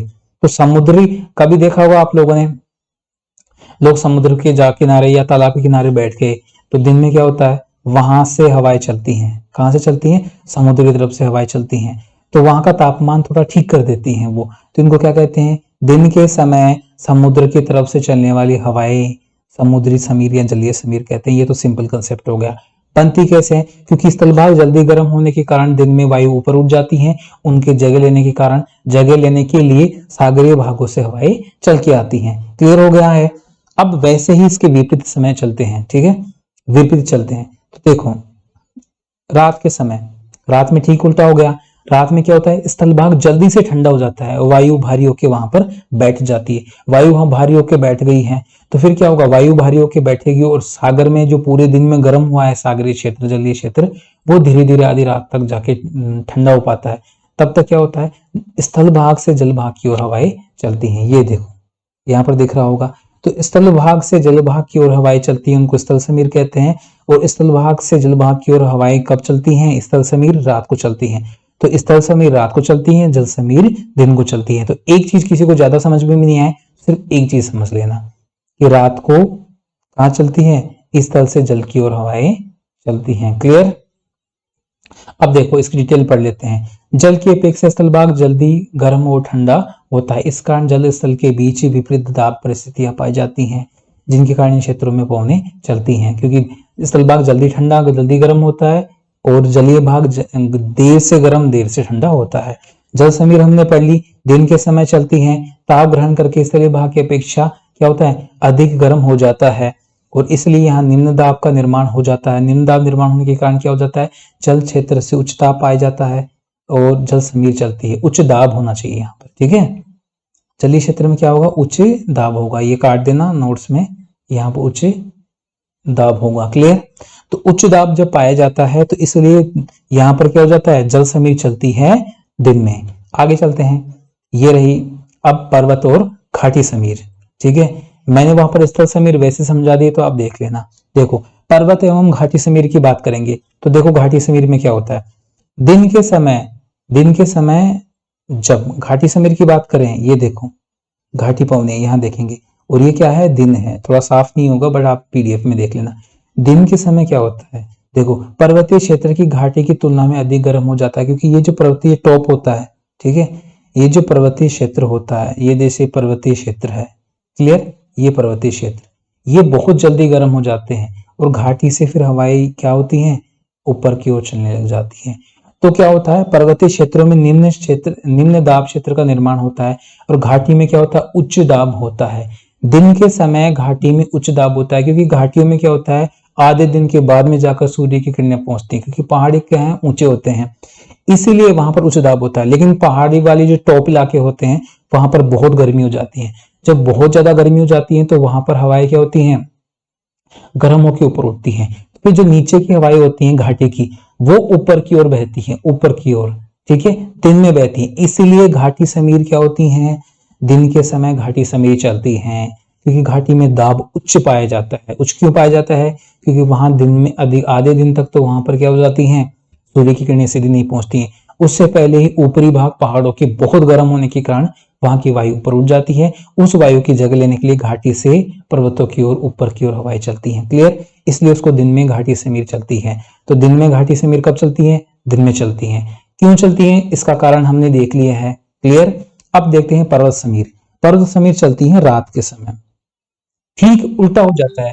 रात को क्या हो जाता है? देखो, दिन भर जो गर्मी पड़ती है तो घाटी गर्म हो जाती है, क्योंकि घाटी की हवा तो दिन में पूरी ऊपर की तरफ चली जाती है, वहां हवा की कमी हो जाती है और गर्मी पड़ने के कारण वहां पर क्या हो जाता है? निम्न दाब क्षेत्र हो जाता है। उससे पहले रात को क्या हो जाते हैं? ऊपर के जो पर्वतीय क्षेत्र होते हैं वो जल्दी ठंडे हो जाते हैं। जल्दी ठंडे के कारण वहां क्या हो जाती है? वायु गर्म होके बैठ जाती है। तो वायु गर्म होके बैठेगी तो वो नीचे घाटी में आएगी। तो रात को जब ऊपर वाले टॉप इलाके होते हैं पहाड़ों पर, वहां पर बर्फ भी जम जाती है और वहां पर गर्म ठंडी हवाएं बिल्कुल नीचे की तरफ आती है, लुढ़क कर आती है। तो देखो, रात के समय जब पर्वत चोटी जल्दी ठंडी हो जाती है तब भारी वायु लुढ़कर घाटी की तरफ चलने लग जाती है। ठीक है? तो पर्वतों की तरफ से चलती है तो पर्वत समीर, ध्यान रख लेना। घाटी की तरफ चल रही है लेकिन पर्वतों से चल रही है तो पर्वत समीर रात के समय। घाटी समीर दिन में ऊपर की तरफ जाती है पर्वतों की तरफ, तो उसको घाटी समीर कहते हैं। दिन और रात का ध्यान रख लेना और ये चलने का कारण ध्यान रख लेना। क्लियर? बाकी पीडीएफ में आप देख लेना इसको भी। आगे चलते हैं। देखो, अब पढ़ते हैं स्थानीय पवनें। स्थानीय पवनें भी होती हैं। तो देखो, सामयिक पवनें और स्थानीय पवनों में दोनों में अंतर होता है। स्थानीय पवनें किसी स्थान विशेष पर चलती हैं और किसी फिक्स टाइम चलती हैं, इसलिए इनको सामयिक पवनें नहीं कह सकते, क्योंकि ये सामयिक पवनें एक विशेष टाइम में चलती है। ठीक है? लेकिन स्थानीय पवनें एक स्थान पर ही चलती है। स्थान का बड़ा रोल है, इसलिए इसको स्थानीय पवनें कहते हैं। देखो, जो हवाएं किसी स्थान विशेष के तापमान और वायु दाब के अंतर के कारण चलती है उन्हें स्थानीय पवनें कहते हैं। ये पवनें यहाँ चलने वाली प्रचलित पवनों की विपरीत स्वभाव वाली होती है। प्रचलित पवनों की विपरीत स्वभाव वाली प्रचलित पवनें कौन सी थी? मैंने बोला ना, व्यापारिक, पछुआ और ध्रुवीय पवनें। वो प्रचलित पवनें वहां से उनकी विपरीत स्वभाव वाली होती हैं। ऐसा नहीं होता व्यापारिक पवनों की तरह चलेंगी, ये स्थानीय होती हैं, उनसे अलग भी हो सकती हैं। देखो, ये पवनें स्थानीय विशेषताओं के अनुरूप गर्म, ठंडी, बर्फ से भरी, धूल युक्त आदि कई प्रकार की होती है। हमने देखा ना, ठंडी और गर्म दो प्रकार की पवनें हमने मानी है। इनसे प्रभावित क्षेत्रों में लाभकारी और हानिकारक प्रभाव डालते हैं। कहीं पे बहुत ज्यादा नुकसान करती है, कहीं कहीं बहुत फायदा करती हैं। देखो, देखेंगे हम कौन कौन सी पवनें हैं। तो देखिए, यहां पर हम देखेंगे तो ये विश्व की विभिन्न पवनें हो गई हैं। विभिन्न पवनें देखेंगे हम, इनके नाम भी आ गए हैं। उससे पहले एक बार देख लेंगे। ये दिख रही है चिनूक। ये उत्तरी अमेरिका में चलती है। यहाँ पर एक पर्वत है, जिसका नाम है रॉकीज पर्वत। ये रॉकीज पर्वत से यहाँ पर चलती है। अब देखो, ये थोड़ी सी क्या है कि इसमें पश्चिमी दिशा की तरफ से चलती हैं। तो यहाँ पर क्या, ये गर्म इलाके से चलती हैं। ये गर्म पवन है। ठीक है? धीरे धीरे समझ लेंगे, ये इंपॉर्टेंट है, कई बार आ चुका है, तो चिनूक का नाम ध्यान रखेंगे। ये क्या, गर्म पवन है। यहाँ पर क्या है कि जो रॉकी पर्वत है, यहाँ पर बर्फ जमी रहती है। तो इन पर्वतों से जब ये उत्तर की ओर उतरती हैं, यहाँ पर उतरती हैं, तब ये उतरते वक्त जो गर्म हवा होती है वहां पर ये उसको, जो बर्फ होती है उसको पिघला देती है, इसलिए इसको हिमबख्शनी कहते हैं। तो इलाका ध्यान रखें, कहां पर है? उत्तरी अमेरिका के। ठीक है? और रॉकी पर्वत की तरफ से के पश्चिम की तरफ से चलती हैं। और जब चलती हैं, ये पश्चिम से क्या है, थोड़ा सा ये दक्षिण पश्चिम से चलती हैं उत्तर पूर्व की ओर। जब ये रॉकी पर्वत से उतरती हैं तो वहां की बर्फ को पिघला देती है, इसलिए इसको हिमबख्शनी भी कहते हैं। चिनूक को क्या कहते हैं? हिमबख्शनी। क्लियर हो गया है? ये यहाँ पर हो गई है। अब ऐसी ही क्या नाम है, और भी पवन है जो इंपॉर्टेंट है। ये पहली पवन मैंने बता दी जो बार बार पूछी जाती है। फिर ये जो मिस्ट्रल है, ये भी बार बार पूछी जाती है। ठीक है? सिरोको भी बहुत बार पूछ चुके हैं। हर्मटन तो कई बार पूछ चुके हैं। ठीक है? मैं गोला कर रहा हूं, उनको बहुत ध्यान रखेंगे। क्लियर? ब्रिक फिल्डर भी पूछ चुके हैं और बाकी ज्यादा नहीं है। जो मैंने गोले किए हैं अभी 5-6 पवनों के, ये पूछ चुके हैं, सबसे ज्यादा ये पूछते हैं। अब देखो, इसमें आप आराम से पॉइंट आउट कर लेना। हम इनकी डिटेल देखते हैं। देखो, डिटेल कहां से होंगी। अब ठंडी और गर्म देखेंगे हम। देखो, पहली पढ़ी थी हमने चिनूक। संयुक्त राज्य अमेरिका और कनाडा में चलती है। कहने का मतलब उत्तरी अमेरिका में चलती है। देखो, ये रहा कनाडा, ये संयुक्त राज्य अमेरिका, दोनों क्षेत्रों में ये चलती है। तो देखो, इसको हिमबख्शनी कहते हैं। रॉकी पर्वत के ऊपर से ये चलती है। क्लियर? इससे ज्यादा वो आपको नहीं पूछेगा। कौन सी पवनें हैं ये? अब पहले हम बात कर रहे हैं गर्म पवनों की। क्लियर? किसकी कर रहे हैं? गर्म पवनों की। यहां सबसे पहले ही प्रश्न ये बनेगा कि निम्नलिखित में से कौन सी गर्म पवन है, कौन सी ठंडी पवन है। तो इसको देखते ही पहले, इसके अंदर मत कूद जाना, इसको देखते ही सबसे पहले इनके नाम देखना। पहला काम है आपका गर्म पवनों के नाम याद करना। कहाँ चलती है वो बाद का काम है, पहले गर्म पवनों के नाम, ठंडी पवनों के नाम कौन कौन सी है, ताकि वो याद रहे आपको। ठीक है, अब देखो गर्म पवनी हो गई है। नेक्स्ट गर्म पवन है फोन। ये यूरोप में चलती है, आल्प्स पर्वत के ऊपर चलती हैं। क्या चलती है? आल्प्स पर्वत। ठीक है, देखते हैं हम यहाँ पर फोन कहाँ चल रही है। देखो ये रही फोन, दिख रही होगी, मैं बार बार गुल्ला कर रहा हूँ। यहाँ पर एक आल्प्स पर्वत है, यहाँ पर इससे ये कहाँ चलती है? दक्षिण की तरफ चलती है, दक्षिण की तरफ चलती है और काफी तेज गति से चलती है। यहाँ बागानों को काफी नुकसान पहुंचाती है ये। देखो ये यूरोप और आल्प्स पर्वत है, गर्म पवन है, कहाँ चलती है ये जगह मैंने बता दी है, ज्यादा डिटेल में जाने की जरूरत नहीं है, सिर्फ इतना ही पूछेगा आपसे। सांताना की बात करेंगे नेक्स्ट, तो कैलिफोर्निया, संयुक्त राज्य अमेरिका में चलती है सांताना। देखा होगा हमने सांताना, यहाँ पर नहीं है, चिनूक के आसपास चलती है। चिनूक चलती है सर्दियों में, ठीक है, सर्दियों में चलती है इसलिए तो बर्फ पिघलाती है, लेकिन सांताना चलती है, ठीक है, ये गर्मियों में चलती है और नुकसान ज्यादा करती है। कैलिफोर्निया का मरुस्थल इसके कारण ही है, संयुक्त राज्य अमेरिका में चलती है। क्लियर? अब हरमटन की बात करेंगे। हरमटन ये चलती है सहारा रेगिस्तान, दक्षिणी अफ्रीका में। दक्षिणी अफ्रीका नहीं है, यहाँ पर इसको काट देना, ये अफ्रीका में चलती है, मध्य अफ्रीका के मध्य सहारा रेगिस्तान में चलती है। इनको डॉक्टर विंड भी कहते हैं। क्या कहते हैं? डॉक्टर पवन। बहुत बार प्रश्न पूछा जा चुका है। हरमटन, चिनूक का नाम तो कई बार आ चुका है एग्जाम्स में, तो दोनों को याद रखेंगे। हरमटन, इनको डॉक्टर विंड कहते हैं। डॉक्टर विंड क्यों कहते हैं? देखो सहारा का रेगिस्तान भी देखते हैं। देखो ये रहा हरमटन, दिख रहा होगा यहाँ पर, दिख रहा है हरमटन। अगर हम इस हरमटन की बात करेंगे, एक बार इसको मिटा देता हूं मैं। देखो हरमटन देखेंगे हम, तो इसमें देखेंगे हरमटन, तो यहाँ पर हरमटन है, इसकी दिशा ये देखो, ये इसकी दिशा है, दिख रही है आप लोगों को, ये दिशा है यहाँ पर दक्षिण की तरफ चलती है, तो ये गर्म इलाकों से यहाँ पर चलती है, ठीक है, पश्चिमी अफ्रीका की तरफ चलती है। अब जब पश्चिमी अफ्रीका की तरफ चलती है, इसमें देख रहे हो आप, तो यहाँ पर पश्चिमी अफ्रीका में क्या होती है? बहुत उमस भरा मौसम होता है। जब उमस भरा मौसम होता है, तो इस उमस भरे मौसम को ये क्या करती है? गर्म हवाएं, तो इसको ठीक कर देती है। उमस को अगर गर्म हवा चलेगी तो इसको ठीक कर देंगे। क्लियर?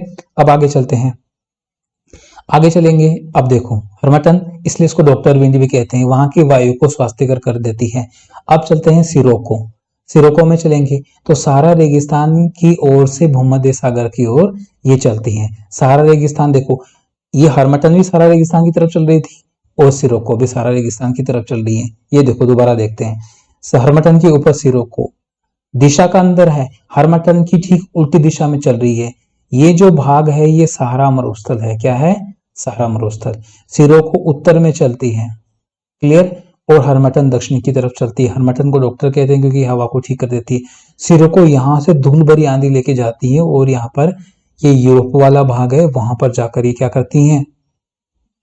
यहाँ पर जो मरुस्थल है यहाँ पर सहारा का, ये जो मरुस्थल है यहाँ पर एक कहते हैं उसको, एक जो मिट्टी होती है वो लाल लाल टाइप की मिट्टी होती है, उसको उड़ाकर लेके जाती हैं और यूरोप के जो देश हैं, स्पेन है, इटली है, वहां पर जाकर ये जो भूमध्य सागर है वहां जाकर नमी लेके जाती है। कहाँ से शुरू होती है? ये सहारा मरुस्थल से शुरू होती है, वहां से धूल भरी मिट्टियां लेके जाती हैं, फिर उससे ऊपर जाती है भूमध्य सागर में, वहां से नमी लेती है, धूल मिट्टी और नमी मिक्स करके वो इटली और फ्रांस, इटली और फ्रांस वाले, स्पेन वाले इलाके हैं, फ्रांस को तो खैर भूल जाओ, इटली और स्पेन वाले जो इलाके हैं वहां पर ये वर्षा करती हैं। तो ये मिट्टी वर्षा के साथ होती है, जब होती है तो उसको रक्त वर्षा भी कहते हैं। तो सिरोको का बहुत ज्यादा वहां पर रोल है। अन्य नाम देख लेंगे इसको। देखो ब्लैक रोलर, ब्लैक रोलर है, संयुक्त राज्य अमेरिका में चलती है, गर्म पवन है, दिख रहा होगा यहाँ ब्लैक रोलर। हाँ इसमें नहीं दे रखा, बस नाम ध्यान रख लेना, बहुत कम पूछते हैं, सिर्फ ठंडी और गर्म में पूछ लेते हैं। एरिया वाला हालांकि दे रखा है मैंने, क्योंकि मैं कम दूंगा ज्यादा तो आप लोग सोचोगे कि सर इतना कम क्यों दे रहे हैं, इतना कम दे रहे हैं तो कहीं फिर और आपका लालच जाएगा, इससे अच्छा यहीं देख ले। तो जितना संतुलित है मैंने दिया है। फिलहाल के लिए ब्लैक रोलर गर्म पवन है, संयुक्त राज्य अमेरिका में चलती है, इससे आगे कुछ भी नहीं पूछता। यामो है, ये जापान में चलती हैं। यामो का नाम आ चुका है एक आध पेपर में, ठीक है। ये जापान क्षेत्र है, यहाँ पर चलती है यामो। और गर्म पवन है, ध्यान रखेंगे यामो एक गर्म पवन है जो जापान में चलती है। क्लियर, ये एक बार पूछा जा चुका है क्योंकि ये एक स्पेशल पवन थी जो उसमें अपने एशिया में चलती है जापान के आसपास, तो ये एक स्पेशल हो गई, वहां पर अन्य कोई पवन नहीं चलती। देखो नॉर्वेस्टर देखेंगे, नॉर्वेस्टर ये चलती है न्यूजीलैंड में, न से नॉर्वेस्टर न से न्यूजीलैंड। देखो ये देख रही होगी, ये न्यूजीलैंड दिख रहा होगा ऑस्ट्रेलिया के पास में, यहां पर चलती है ये। ऐसी ही पवन इसी समय कहां चलती हैं, इसी समय चलती हैं भारत में और बांग्लादेश में। कौन सी, इसको काल वैसाखी भी कहते हैं और हमारे यहाँ पे भी इसको नॉर्वेस्टर कहते हैं। इंग्लिश में नॉर्वेस्टर कहने लगे हैं आजकल, बाकी काल वैसाखी इसको कहते हैं, यहाँ ध्यान रख लेंगे, ठीक है।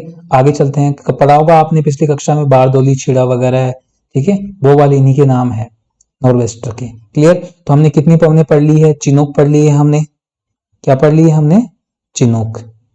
इसको इरेज कर देते हैं एक बार। देखो हमने चिनूक पढ़ लिया गर्म में, foehn, Santa Ana, harmattan, sirocco, black roller, यामो, नॉर्वेस्टर। अगर आप मुझसे पूछोगे कि सर सबसे इंपॉर्टेंट पवनें कौन सी हैं, हमें तो 2-3 बता दो, तो 2-3 बताऊंगा तो मैं पहले चिनूक बताऊंगा, ठीक है, फिर हर्मटन बताऊंगा, सिरोको बताऊंगा।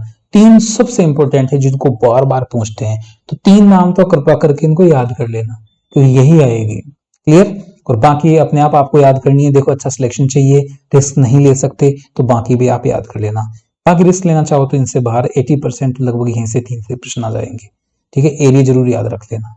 नेक्स्ट देखते हैं, गर्म स्थानीय पवनें। गर्म स्थानीय पवनें थोड़ी सी बची कुछ थी, वो मैंने एक्स्ट्रा में दे दी है। जोंडा है, अर्जेंटीना है, दक्षिणी अमेरिका का एक देश है, वहां पर चलती है।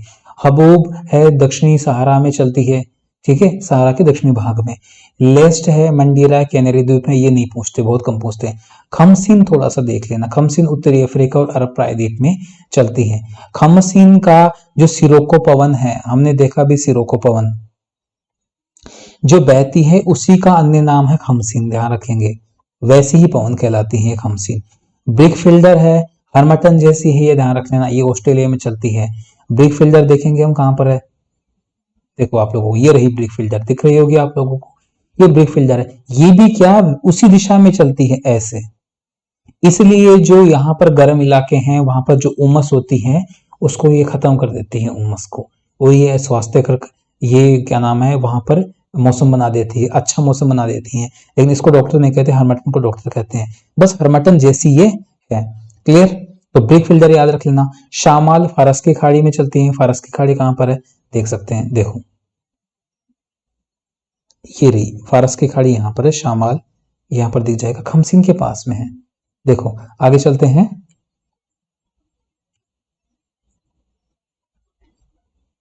और गिबली, गिबली भी लीबिया में चलती है। देखो गिबली, खमसीन, ये दोनों नाम सिरोको पवन के ही उपनाम माने जाते हैं।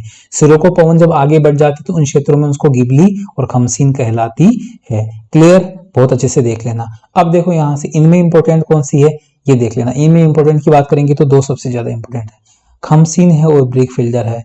दोनों अच्छे से देख लेना, कौन सी है, खमसीन और ब्रिक फिल्डर। क्लियर,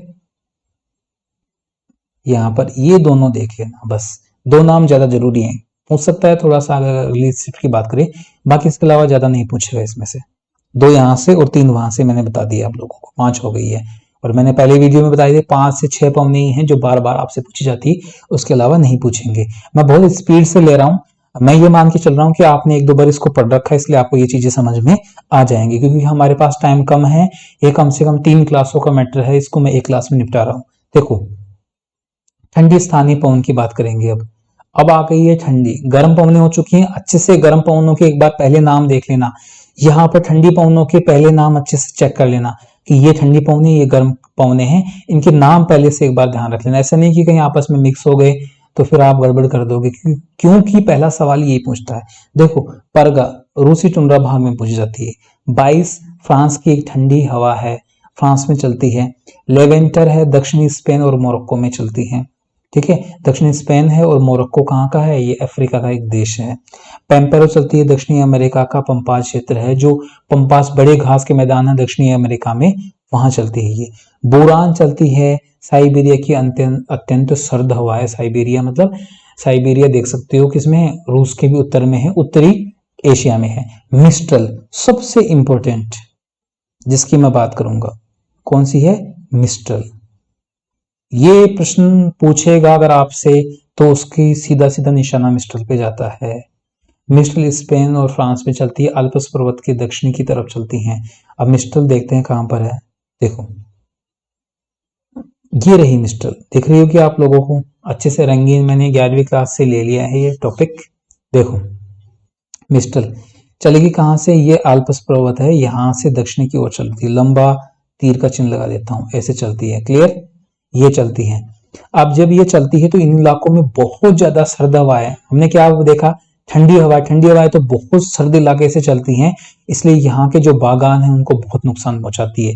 तो जहां बागानों में बड़े बड़े पेड़ लगाए जाते हैं ताकि ये उस सर्द हवा को रोक सके, ठीक है। तो बार बार मिस्ट्रल जरूर पूछता है, अगर गर्म हवा पूछेगा तो उनमें मिस्ट्रल को घुसा देगा, निम्न में से कौन सी गर्म हवा नहीं है, तो ये मिस्ट्रल या ब्लिजार्ड जरूर इनमें से एक डालेगा, हमेशा ये प्रश्न आया हुआ है। और ठंडी हवाओं में से कोई डालेगा तो फिर वो अन्य डाल देगा, ठीक है। तो स्पेन और फ्रांस में चलती है, जगह का नाम ध्यान रख लेना, आल्प्स पर्वत के दक्षिण में चलती हैं, ये रहा आल्प्स पर्वत, ठीक है, यहाँ पर, ओके, फ्रांस और स्पेन के बीच में। अब ब्लिजार्ड सेकंड इंपोर्टेंट है, अगर हम दो इंपोर्टेंट की बात करेंगे, आप बताओ कि सर सिर्फ दो बता दो, तो मैं दो ही नाम बताऊंगा और लगभग 90% क्वेश्चन यहीं से निकल के आते हैं। तो किसी को कम याद हो रहा हो, बहुत दिक्कत हो रही हो, तो इनके दो के नाम याद कर लेना, बहुत है, वो भी चल जाएगा। देखो फिर भी ज्यादा करना है ऐसा नहीं, दो कर लेना, फिर टाइम ले और कर लेना। देखो ब्लिजार्ड उत्तरी और दक्षिणी ध्रुवीय क्षेत्र में चलती हैं, कहाँ है ब्लिजार्ड देखेंगे हम, हालांकि यहाँ पर ब्लिजार्ड आएगी नहीं क्योंकि ये उत्तरी और दक्षिणी भागों में चलती है, बस नाम पूछा जा चुका है इसलिए मैंने आपको बता दी है, यहाँ पे भी नहीं है ब्लिजार्ड, ठीक है। चलते हैं आगे। देखो फाइगेम अमेजन घाटी में चलती है, दक्षिणी अमेरिका में अमेजन घाटी, और माइस्ट्रो तो एड्रियाटिक सागर के उत्तर में चलती हैं। एड्रियाटिक सागर कहाँ पर पड़ेगा, ये देखो, हालांकि इसमें दे नहीं रखा, यहीं कहीं चलती है, ठीक है, यहां पर चलती है, ओके। नहीं देखना, आपको सिर्फ दो ठंडी हवाओं के नाम से मिस्ट्रल और ब्लिजार्ड ही पूछते हैं, बाकी नाम आप एक बार चेक कर लेना। हाँ परगा एक बार ऑप्शन में आया हुआ है, जो रूसी टुंड्रा में चलता है, कहां पर है, परगा। बोरान और परगा इधर ही चलती है, आप देख लेना अच्छे से, ये सब उत्तरी ध्रुव के क्षेत्र से चलती है। हमने देखा, हमने अभी क्या देखा कि जो ब्लिजार्ड चढ़ती है, ब्लिजार्ड की ठीक अगला भाग यही क्या नाम है, परगा कहलाती है। पुरगा भी कहते हैं, परगा भी कहते हैं, बुरान भी कहते हैं।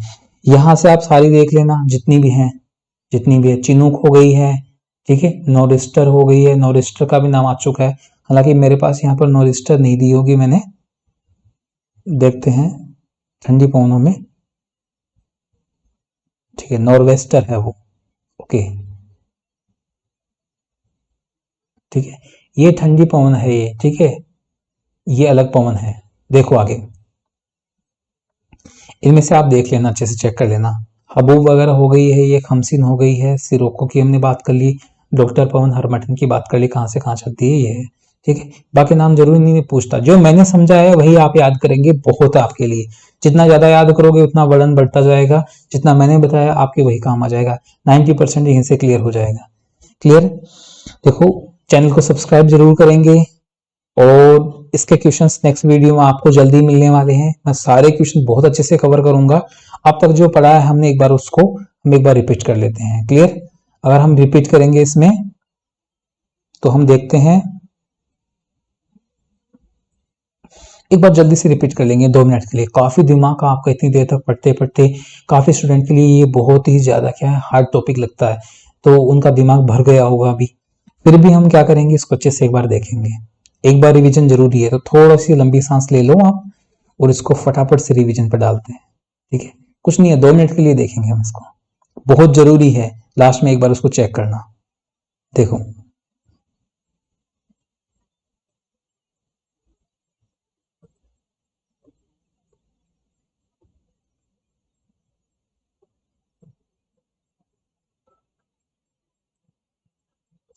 हमने आज पढ़ा है वायुदाब और पवनें। पहले पेज में देखा था कि हमने 3 प्रश्न बनेंगे। बैरोमीटर, इसकी इकाई और मिलीबार पूछ सकता है, मापक और मिलीबार पूछ सकता है, पास्कल में भी हमने देखा था। और इसके सर्वप्रथम किसने की थी खोज? म्यूरिक ने 1651 में की थी। अगर आपके पास 20% भी अब अगर आपका रिवीजन हो रहा है अभी के अभी, तो आप जरूर करें और बहुत अच्छे से पढ़ ले एक बार। अगर अब तक आपने ध्यान नहीं दिया, कमेंट में ध्यान दिया है, तो आप इसमें एक बार फिर से देख लीजिए। देखो, इसमें है ताप और दाब में अंतर के कारण क्या होती हैं? ये घनत्व ज्यादा होता है और कम होता है। ठीक है, ताप वायु बढ़ती है और ये घनत्व इसमें घट जाता है। क्लियर? अब आगे चलते हैं। ये मौसम को प्रभावित करती है, मौसम को प्रभावित करती हैं, तो हमने इसमें देख लिया था। इसकी इकाई देख ली थी, इसके कारक देख लिए थे। कारक में क्या देखा था? जलवाष्प, समुद्र तल से ऊंचाई, वायु दाब को, तापमान, ये प्रभावित करते हैं। और आगे भी इस पेज में भी देखा था हमने कि पृथ्वी की ये वायु का घनत्व तापमान से घनत्व कम ज्यादा होता है, तो उस घनत्व को काउंट नहीं करते। तापमान, जलवाष्प, पृथ्वी का गुरुत्वाकर्षण बल, ये सब इसमें देते हैं। ठीक, इंपॉर्टेंट है। हमने लंबवत वितरण पढ़ा। लंबवत वितरण में हमने देखा कि अगर ऊंचाई पर जाते हैं तो क्या होता है? ताप, इसमें वायुदाब कम होता जाता है और 300 मीटर की ऊंचाई पर जाने पर 34 मिलीबार कम हो जाता है। क्लियर? क्षैतिज वितरण में हमने देखा, तो क्षैतिज वितरण में हमने क्या देखा कि वायुदाब पेटियां अलग अलग पाई जाती हैं। हमने 7 प्रकार की वायुदाब पेटियां पढ़ी थी विषुवत रेखा से ध्रुवों की तरफ। तो उच्च, निम्न, भार, उच्च, निम्न से शुरू करते हैं, बीच में निम्न, उच्च, निम्न और उच्च ध्रुव की तरफ। आगे चलते हैं। ये हमने यहाँ पर क्लियर कर लिया था, इनके नाम भी देख लिए थे, जगह भी देख ली थी हमने। भूमध्य रेखीय निम्न वायु पेटी का देख लिया था कि ये किस तरीके से बीच में है, 5 डिग्री उत्तरी और दक्षिणी अक्षांश पे होती है। ये तापजन्य पेटी है। सामान्य धाराएं और डोलड्रम यहाँ पर हवाएं बनती हैं।